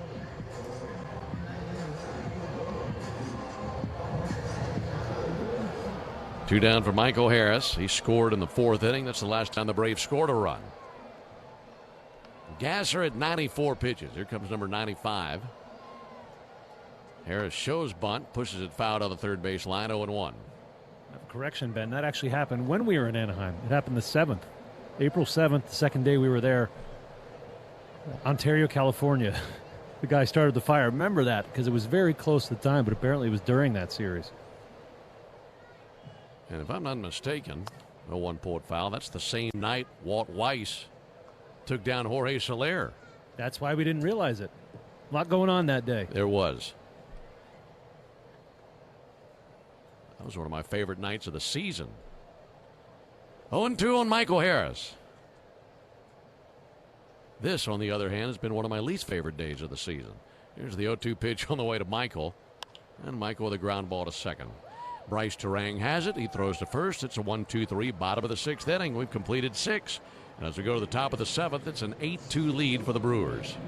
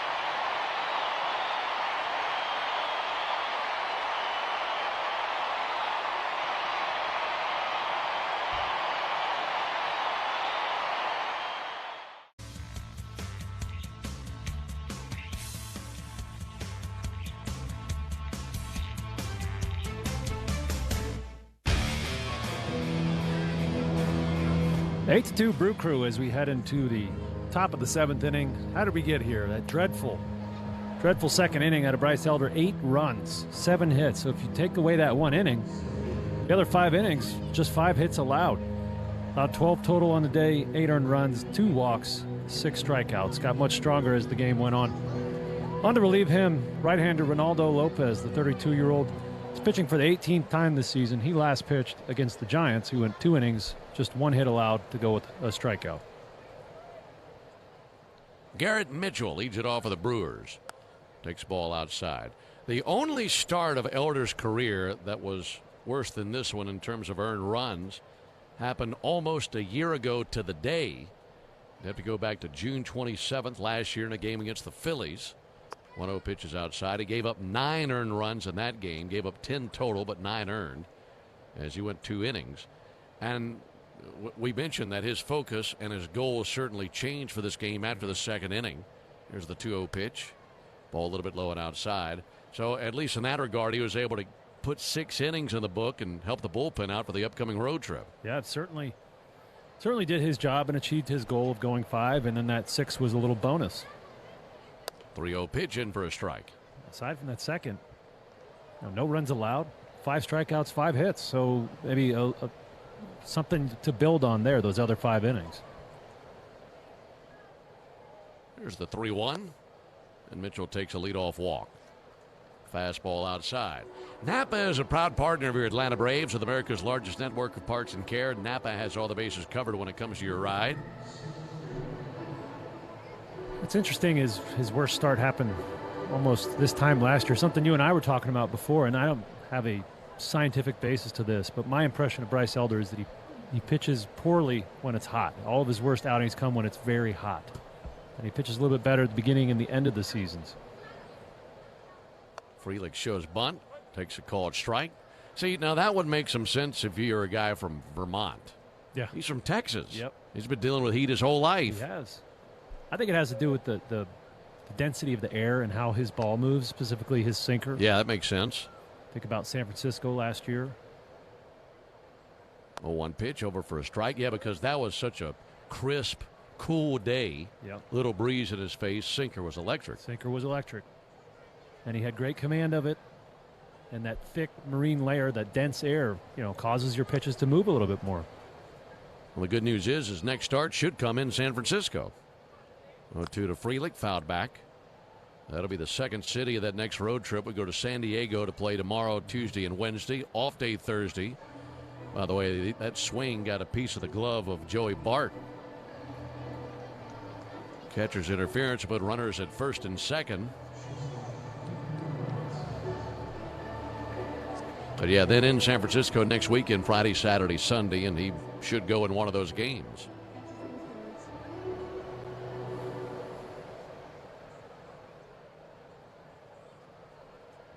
Error charge to Bart. Frelick to first, Mitchell to second. Here comes Cooper Pratt. 8-2 Brewers, top of the 7th. First pitch misses low to Cooper Pratt.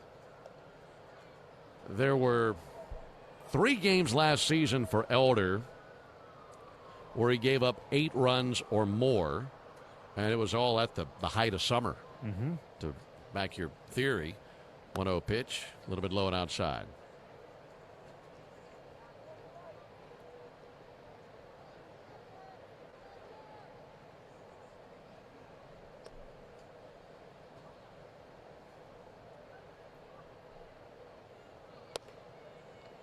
There's a called strike on Pratt.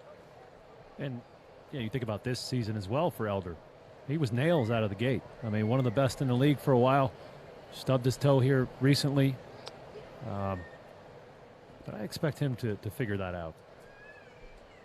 2-1 from Lopez. That's in for a called strike. A walk and a catcher's interference, and the Brewers have runners at first and second. They lead at 8-2 in the top of the 7th inning.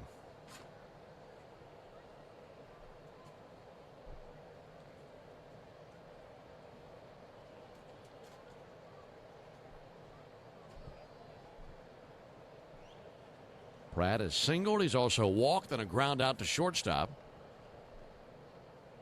Lopez is 2-2 on the way. That'll be shot out to short. Kim is going to underhand to Ozzie for one. Ozzie quickly gets it to first.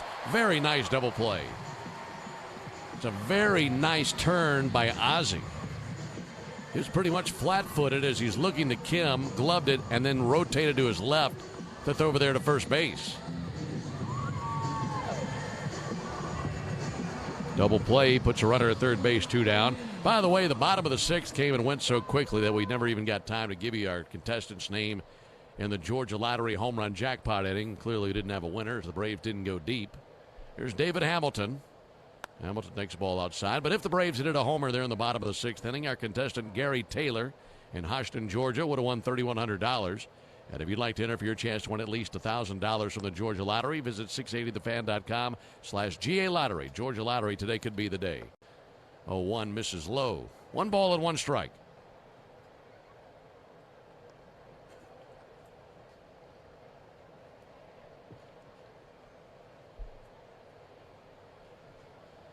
Hamilton batting 9th. He has 2 hits in this game.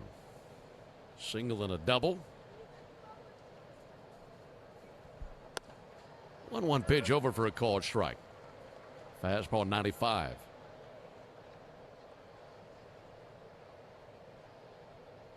Right-hander Chad Patrick is tossing for the Brewers. Down in their bullpen. There's the 1-2 pitch on the way to Hamilton. And now time called. Bart's going to trot out there and visit with Lopez. 8 runs on 12 hits for the Brewers. 2 runs, 4 hits, and an error for the Braves. Trying to get David Hamilton for the final out here in the 7th.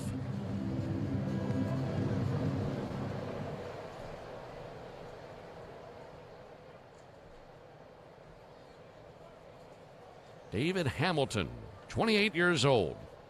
1-2 pitch, bounced up there, knocked down by Bart. It rolls away from him. Coming to the plate, now a feet-first slide across the dish, Garrett Mitchell.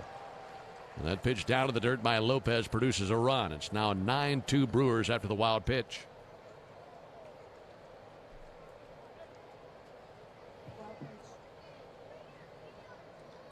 Just a fastball down in the dirt, and that one hopped into the chest protector of Bart and then kicked off to his right. Just kept rolling further and further away from him. Well, Bart's getting introduced to this Braves pitching staff. You know, playing 2 days in a row, he's getting to catch a lot of new pitchers.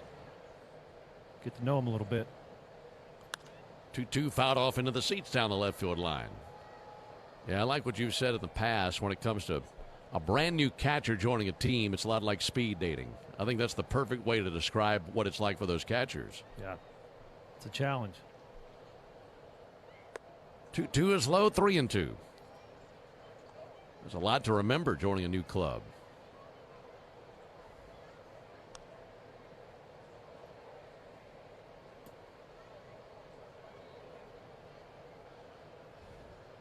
(3-2) got him lunging for the curveball low and away. Sent him down to a knee. That ends the top of the 7th. Brewers do pick up 1 run. No hits, 1 error, none left.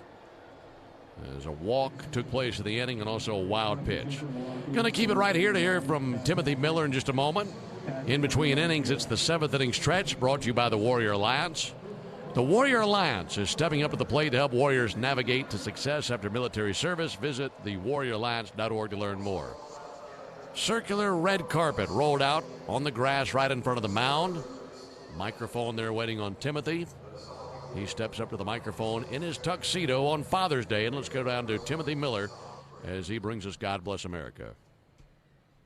God bless America, land that I love. Stand beside her and guide her through the night with a light from above. From the mountains to the prairies, to the oceans, white with foam. God bless America, my home, sweet home. God bless America,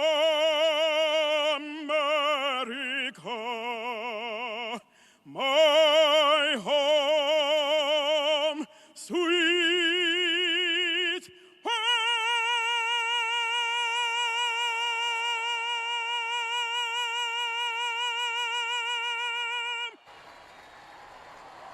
There's the highlight of the day right there. Timothy Miller. We go to the bottom of the 7th inning. It's a 9-2 lead for the Brewers.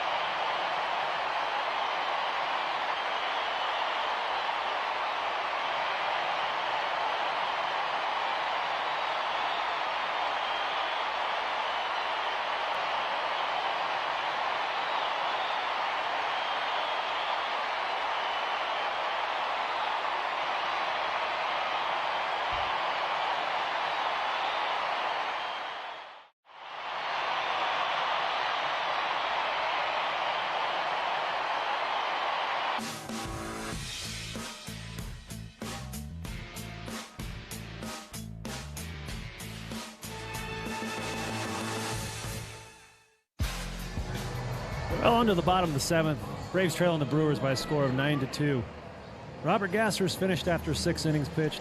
Pitched really well here today. On to relieve him, right-hander Chad Patrick, 27-year-old, pitched collegiately at Purdue University. Pitched 20 times so far this season. Last time out, struck out 7 over 3 1/3 versus Cleveland. First batter to face him, Austin Riley, here in the bottom of the 7th. And he takes ball inside. Well, Gasser in line for what will be his first win in his last 11 appearances, going back to 2024. 1 ball and no strikes on Austin Riley. He's 1 for 2 with a single, and he'll swing and miss. I think what you saw out of Gasser looks a good line, but he did exactly what they needed a pitcher to do when you have that kind of a lead. That's right. Fill up the strike zone. He did a good job. Use that big lead your buddies provided you. 0-1 to Riley. Shocked foul down the right field line. Boy, he hit that a long way and pretty hard, but foul. 1-2. Yeah, 2 starting pitchers today in Elder and Gasser that were born 12 days apart from each other. Both had birthdays last month. Both born in 1999. Here's the 1-2 pitch on the way. That'll be fouled back. See, that's when I had that Camaro in 1999. And you peaked then. Yeah. So it's all been downhill from there. You ain't kidding. 1-2 on Austin Riley. I don't know how good life was. Pack of smokes in your arm sleeve. T-tops off. Here's the 1-2 pitch low and outside. That Ingram boy is trouble. Some things never change. 2-2 on Riley.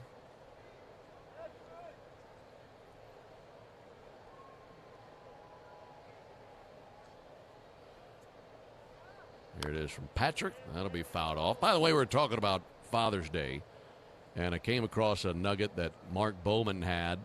There was a piece that Major League Baseball put out where all the individual beat writers for each team that are with MLB.com put out the best Father's Day moment in each franchise's history. Mm-hmm. And Bowman found a box score from Father's Day in 1959 where Hank Aaron had the only 3 home run game of his career. Oh, wow.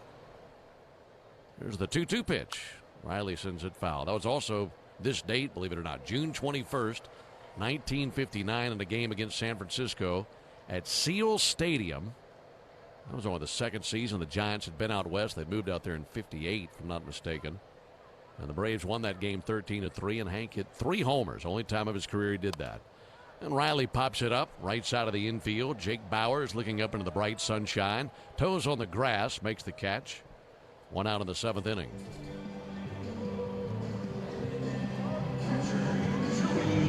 I'm trying to think if I have any memorable Father's Day moments. And yeah, when you're playing, at least me, not really a details guy. I didn't even know what day of the week it was, let alone remembering it was Father's Day. One of my favorite traditions was taking that ribbon off my uniform and giving it to my dad. Oh, that's cool. So he had collected a bunch of those. Bart swings and misses. You know, they press these blue ribbons onto your uniform, and you can peel them off after the day if you want them, or they'll take them off. And so I gave all those to Ralph, and he collected them all. Man, you know, that made him proud. Yeah, I hope so. On to Joey Bart. There's a called strike. I've only done this one time, but there was a game I was calling in the minor leagues. This when I was with the AA Mississippi Braves at the time. And this was 2007, and I was the number 2 broadcaster. Brian Eubank, who's a good buddy of mine, was the lead broadcaster then. And we decided on Father's Day, the team was at home, we'd have our dads come up and do a half inning with us. Cool. So he had his dad do a half inning with him and maybe the top of the inning, and I had my dad come on and do a half inning in the bottom of the inning. There's the 0-2 pitch on the way to Joey Bart. Ground ball to the right side. Second baseman Bryce Terang wraps it in leather, throws over to first base, and 2 down. And that's the only time I was ever on the air with my dad. I mean, when else would you be? But that's the Father's Day memory that stands out to me for what it is that we get to do. And, you know, Dad played college baseball, so he pitched and was able to talk the game, and just getting to share the airwaves with my dad, boy, 19 years ago. That's pretty neat, though. Good memory. Due for another one.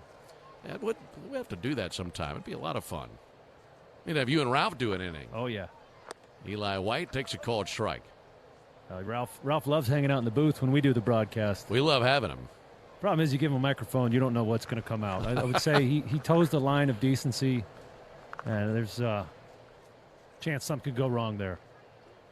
0-1 and a high fly ball to center. Garrett Mitchell to his right. Lazy fly ball descends into his glove. Good news is you and I wouldn't have to worry about that. J-Chad will have to worry about that, not us. That's right. It's not on us. And wraps up 7. We go to the top of the 8th. It's a 9-2 lead for the Brewers.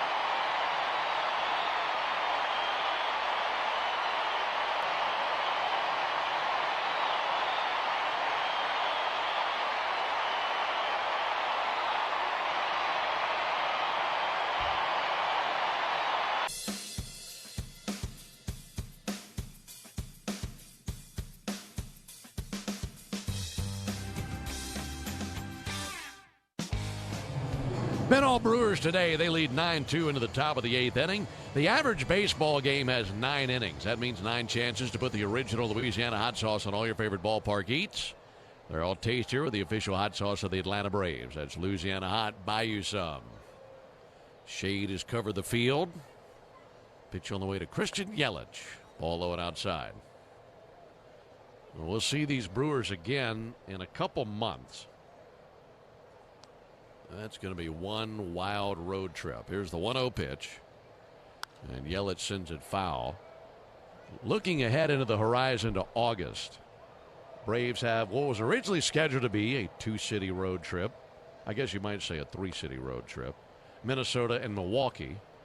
And then playing in Williamsport for the Little League game. There's a ground ball to short off the bat of Yelich. Kim has it cleanly. His throw over is a good one. And one down. So originally the plan was go to Minnesota for 3, have an off day in Milwaukee, play 2 games in Milwaukee, then the 2 teams fly to Williamsport, Pennsylvania, and play a game taking place right there before the beginning of the Little League World Series. Well, now that off day in Milwaukee on the 20th of August, as Jackson Cheerio stands in. There it comes from Lopez, and a broken bat ground ball to short. Kim has it again. Another good throw, 2 down.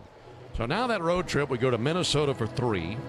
We'll then go to Chicago to play 1 game, and that'll be the game that was rained out on the last road trip with the White Sox. So we'll play that 1 game, then likely, I'm guessing, bus to Milwaukee, since it's only about 90 miles. Play Milwaukee for 2 games there, and then go to Williamsport and play that game on Sunday. So we will call, 7 games in 4 different cities in the span of a week. Buckle up, O'Day. Oh, man. And yours truly is on that trip. J-Chad's already worrying about it, having to set up and break down 4 different places, I'm sure. 0-1 on Bryce Terang. There's a ball outside. I've never been to Williamsport. I haven't either. Never seen that facility where they have the Little League World Series. And we'll see these Brewers there in August. 1-1 low and outside. Well, we had so much fun at Bristol last year. I'm sure we'll have a memorable day again there.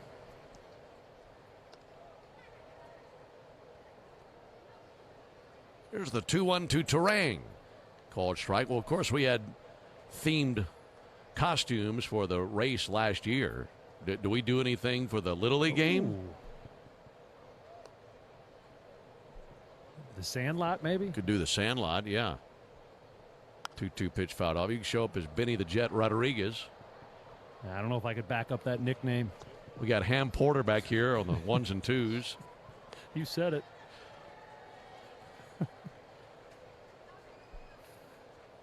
Here's the 2-2 on Bryce Terang. That'll be fouled back. I'll be the beast. How about that? The dog. There you go. Yeah. Yeah, we'll have to put some thought into that one. That'll be a wild road trip to remember. Remember the Simpsons episode where the power plants were fielding a baseball team? Yeah. That was my favorite one. 2-2 pitch, swung on, missed, strike 3. That's a good idea. So 1-2-3 eighth. No winner in the Yanmar strikeout the side inning. We go to the bottom of the 8th inning. It's a 9-2 lead for the Brewers.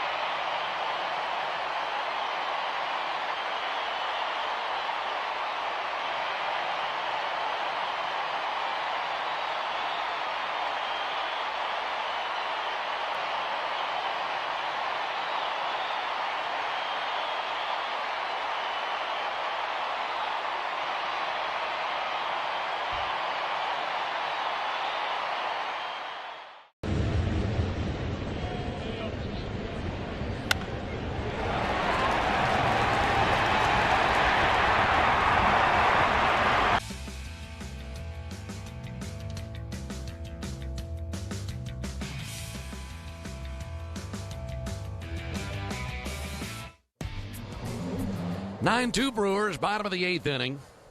Kim, Dubon, and Baldwin for the Braves here in the bottom of the 8th. Kim hitting .082 and 0 for 2 today and trying to get something going. First pitch is a ball inside. We had no winner in the Yanmar strikeout the side inning, but if the Braves had struck out the side in order, our contestant Renata Newsom would have been the winner of a brand new Yanmar ZTR. 1-0 pitch. Strike on the outside corner, 1-1. Enter all season long at Braves.com/Yanmar for your chance to win a Yanmar ZTR and to be entered for a grand prize tractor drawing at the end of the season. Yanmar, built together, back longer. Right-hander Patrick fires to Kim on a called strike.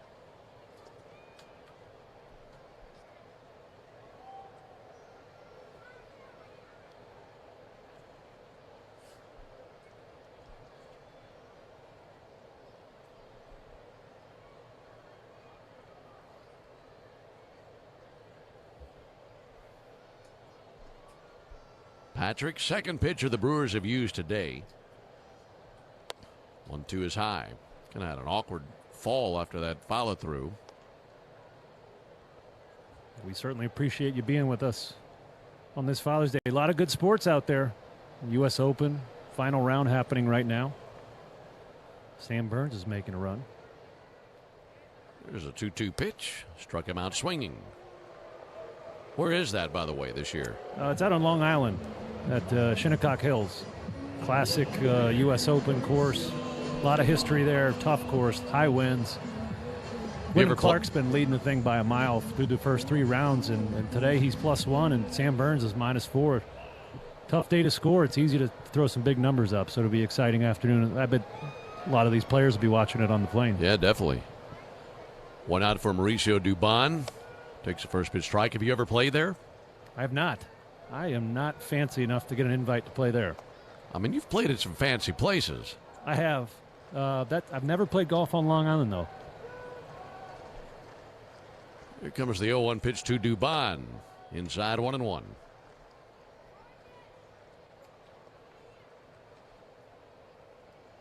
Been a 2-hit day for Mauricio. A single and a double, also a run scored. Braves had an early 1-0 lead at the end of 1 inning, and then gave up 8 runs in the top of the second.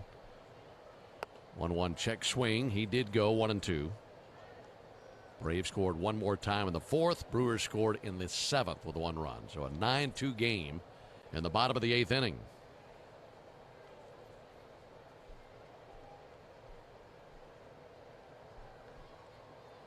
One too low and outside. Well, altogether, you could lose this game 37-0. You still won the first 2 and took the series against a really good team. It should give this team some good momentum heading off out west to see the Padres and Giants. 2-2 pitch, and that's going to be lifted out towards left center, down for a base hit. 3rd hit of the game for Dubon. It'll be a single for Mauricio. 3-hit game for Mauricio Dubon. He's unbelievable. He's got so much foot movement. He moves around the batter's box so much. He can hit inside pitches away. It doesn't matter what type of pitcher he's facing. He finds a way to get the barrel to the ball. And I love it. We knew what we were getting on defense with him, but his hitting has been so consistent and so clutch. And a guy you can move up and down the order, wherever your needs are. Batting leadoff today, Drake Baldwin bounces out to second base. Gloved by Pratt, steps on second, throws to first, double play. That into the bottom of the 8th inning. No runs, a hit, no errors, none left. We go to the 9th, 9-2 Brewers.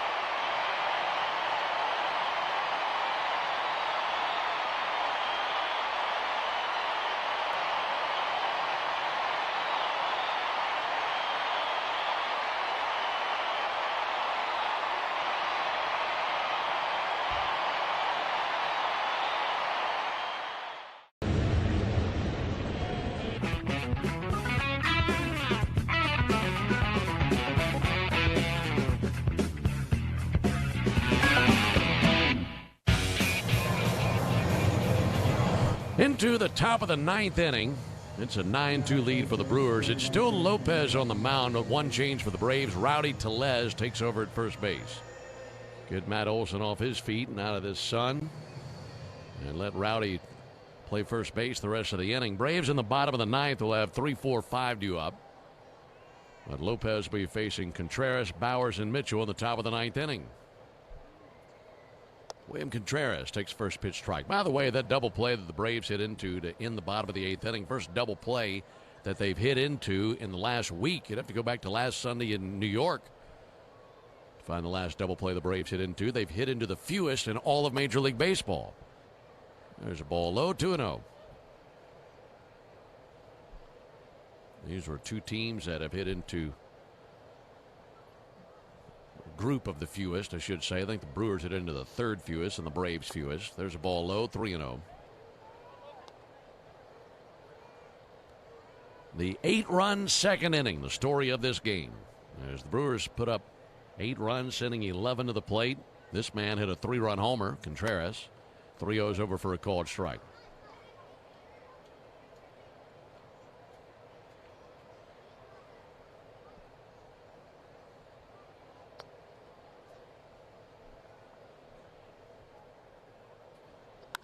(3-1) and a hard hit ball in the air to center. That'll lay down for a base hit. Liner by Contreras. He's on for the 4th time today. It's a 4-hit game for Contreras.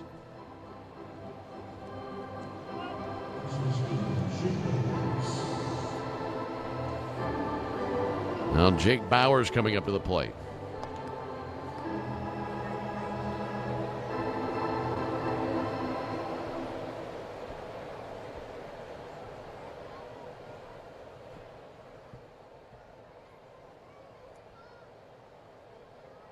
He swings and misses. 0-1. Here to talk about other sports going on in the sports world, and already one of the World Cup games finished here in Atlanta. That's right. Earlier today. Is that right? Yeah, Spain blanked Saudi Arabia 4-0. Big win. It's sent foul into the second level down the third baseline. And I love it how the American soccer fans show up every 4 years. You know, everybody. Right. World Cup comes around, everybody gets the fever and goes crazy for it. I just want to know for traffic purposes. I bet. Can I get to the airport? 0-2 to Bowers. Missed the outside corner. Yeah, you wrap it in stars and stripes, and people are going to get into it. And I don't really know a whole lot about soccer. I don't even know who the best player on the team is, but I'm certainly paying attention to the scoreboard whenever they play and hoping they win and go deep into the thing. 1-2 pitch. That'll be sent foul.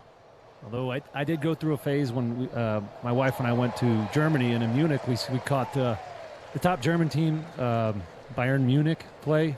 And for a few years after that, I was locked in on soccer, and I loved watching it. And it was fun to watch the World Cup and know somewhat what was going on. So I get it. 1-2 pitch, outside 2-2. And I was curious the other day, what's the furthest the Americans have ever been into the thing? And I saw that they were a semifinalist like 90 years ago or something like that. Wow. And since then, I don't think they've gotten further than maybe the quarters. There's a reach and a miss. Bauer strikes out. 1 down in the inning. But yeah, that'd be a massive story for the U.S. if they could go further than they've been in a long time. Well, they won their group, and from what I understand, I've been told just from group chats, I gather it through osmosis. I'm no expert. They have a pretty easy road to get pretty deep in the tournament. That'd be great. One of the best sporting environments I've ever seen. There's a pitch all the way to Garrett Mitchell. It'll be sent foul. During the last World Cup, it was during the offseason for baseball, and I was taking a trip to Paris, and I got to Paris the night that the French team won the semifinal game to advance to the championship. I've never seen anything like it in my life. There's a ball low and inside. And, I mean, because the entire country is behind it, and soccer's the number one sport. Yeah, absolutely. And it was as if they just won a war, the way that people were partying. Here's a 1-1 pitch. That's low and in the dirt. Bounces away from Bart, but holding in first base Contreras. Well, they haven't won many of those. That's true. Not without the help of a lot of other countries. But seeing that and just the thousands and thousands and thousands of people in the streets waving flags, blowing whistles and horns. And it was unlike anything I've ever seen. And then my last night there on the trip was the night they lost, I believe, to Argentina in the championship. That'll be sent foul. And I remember all the people, because I was chatting with other people about it and locals there about it, and they were just in awe of what Mbappe, their best player, was doing. I think he scored 2 goals in a matter of like 3 minutes and tied the game at one point. There's the 2-2 pitch on the way to Garrett Mitchell. There's a ball outside, 3-2. It is some celebration, and pretty cool that that's in the United States this year. I've been on some teams where FIFA, the video game, was the #1 off-time activity of the players. More than any other game. Yeah. 3-2 popped up into left field. Mauricio Dubon fighting the brilliant sunshine under it, makes the catch in medium depth left. 2 down in the 9th.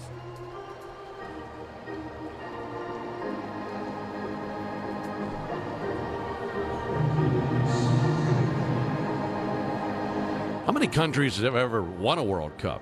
I'm guessing you don't know that. Let's find out. I mean, because there's so many countries in it every 4 years. 2 down for Sal Frelick. 9-2 Brewers, top of the 9th. Frelick takes a first pitch strike. Wow. I would never have expected this. Only 8 countries have won the World Cup since 1930. That's it? The tournament's inception, yeah. Brazil has the most with 5 wins. 0-1 pitch. There's a ball low and inside. Let me see how many I can guess. Obviously Brazil, right? Yes. So there's one of the 8. I know France has won at least one. Mm-hmm. Germany. Yes. I'm sure Italy has. Yep. Argentina won the last one. Correct. Well, that's 5. 1-1, swung on and tipped foul. Uruguay, I know, has one. Look at you go. And you want to know how I know this? We had an employee at the flagship who was from Uruguay at one point, and he told me this. Okay. 2 left. What about England? Yep. 1 left. You're killing it. Here's the 1-2 pitch on the way to Sal Frelick. Fly ball towards left and out of play into the seats. What about Portugal? No. Very close, though. Their neighbor. Spain. 2010. Remember that one? We had a big World Cup pool when I was playing for the Rangers, and I think I lost in the final. A pretty sizable amount of money, too. I was bummed. It's a 1-2 to Sal Frelick. There's a ball low and outside, 2-2. Folks, can you tell it's a 9-2 game? I bet you can. Play 162 of these things, you're going to get some clunkers here and there, no matter how good you are. Here's the 2-2 pitch. Fought off foul, still 2-2. Let's pause 10 seconds for station ID on the Braves Radio Network.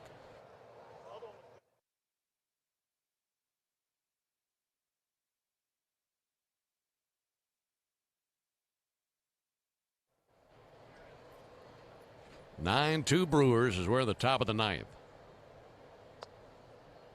This will be Lopez's 55th pitch as he's been on in relief, and a ground ball to first and foul.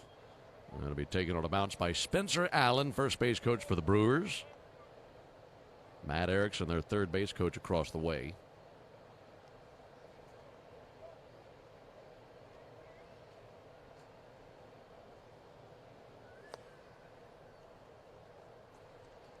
(2-2) in the dirt. 3 balls, 2 strikes. Yeah, we've seen Ronaldo's fastball up to 97 today. That's a nice sign. You know, when he was starting, we've been seeing more 94, 95s.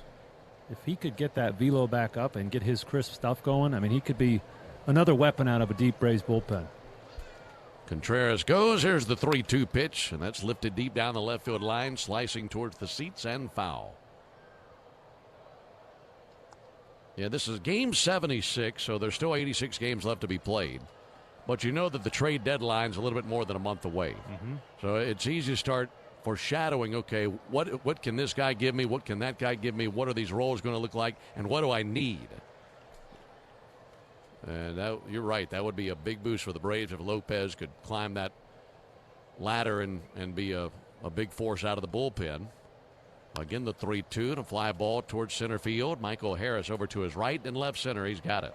That ends the top of the ninth. No runs, 1 hit, no errors, and 1 left. Final opportunity coming up for the Braves. They are trailing 9-2.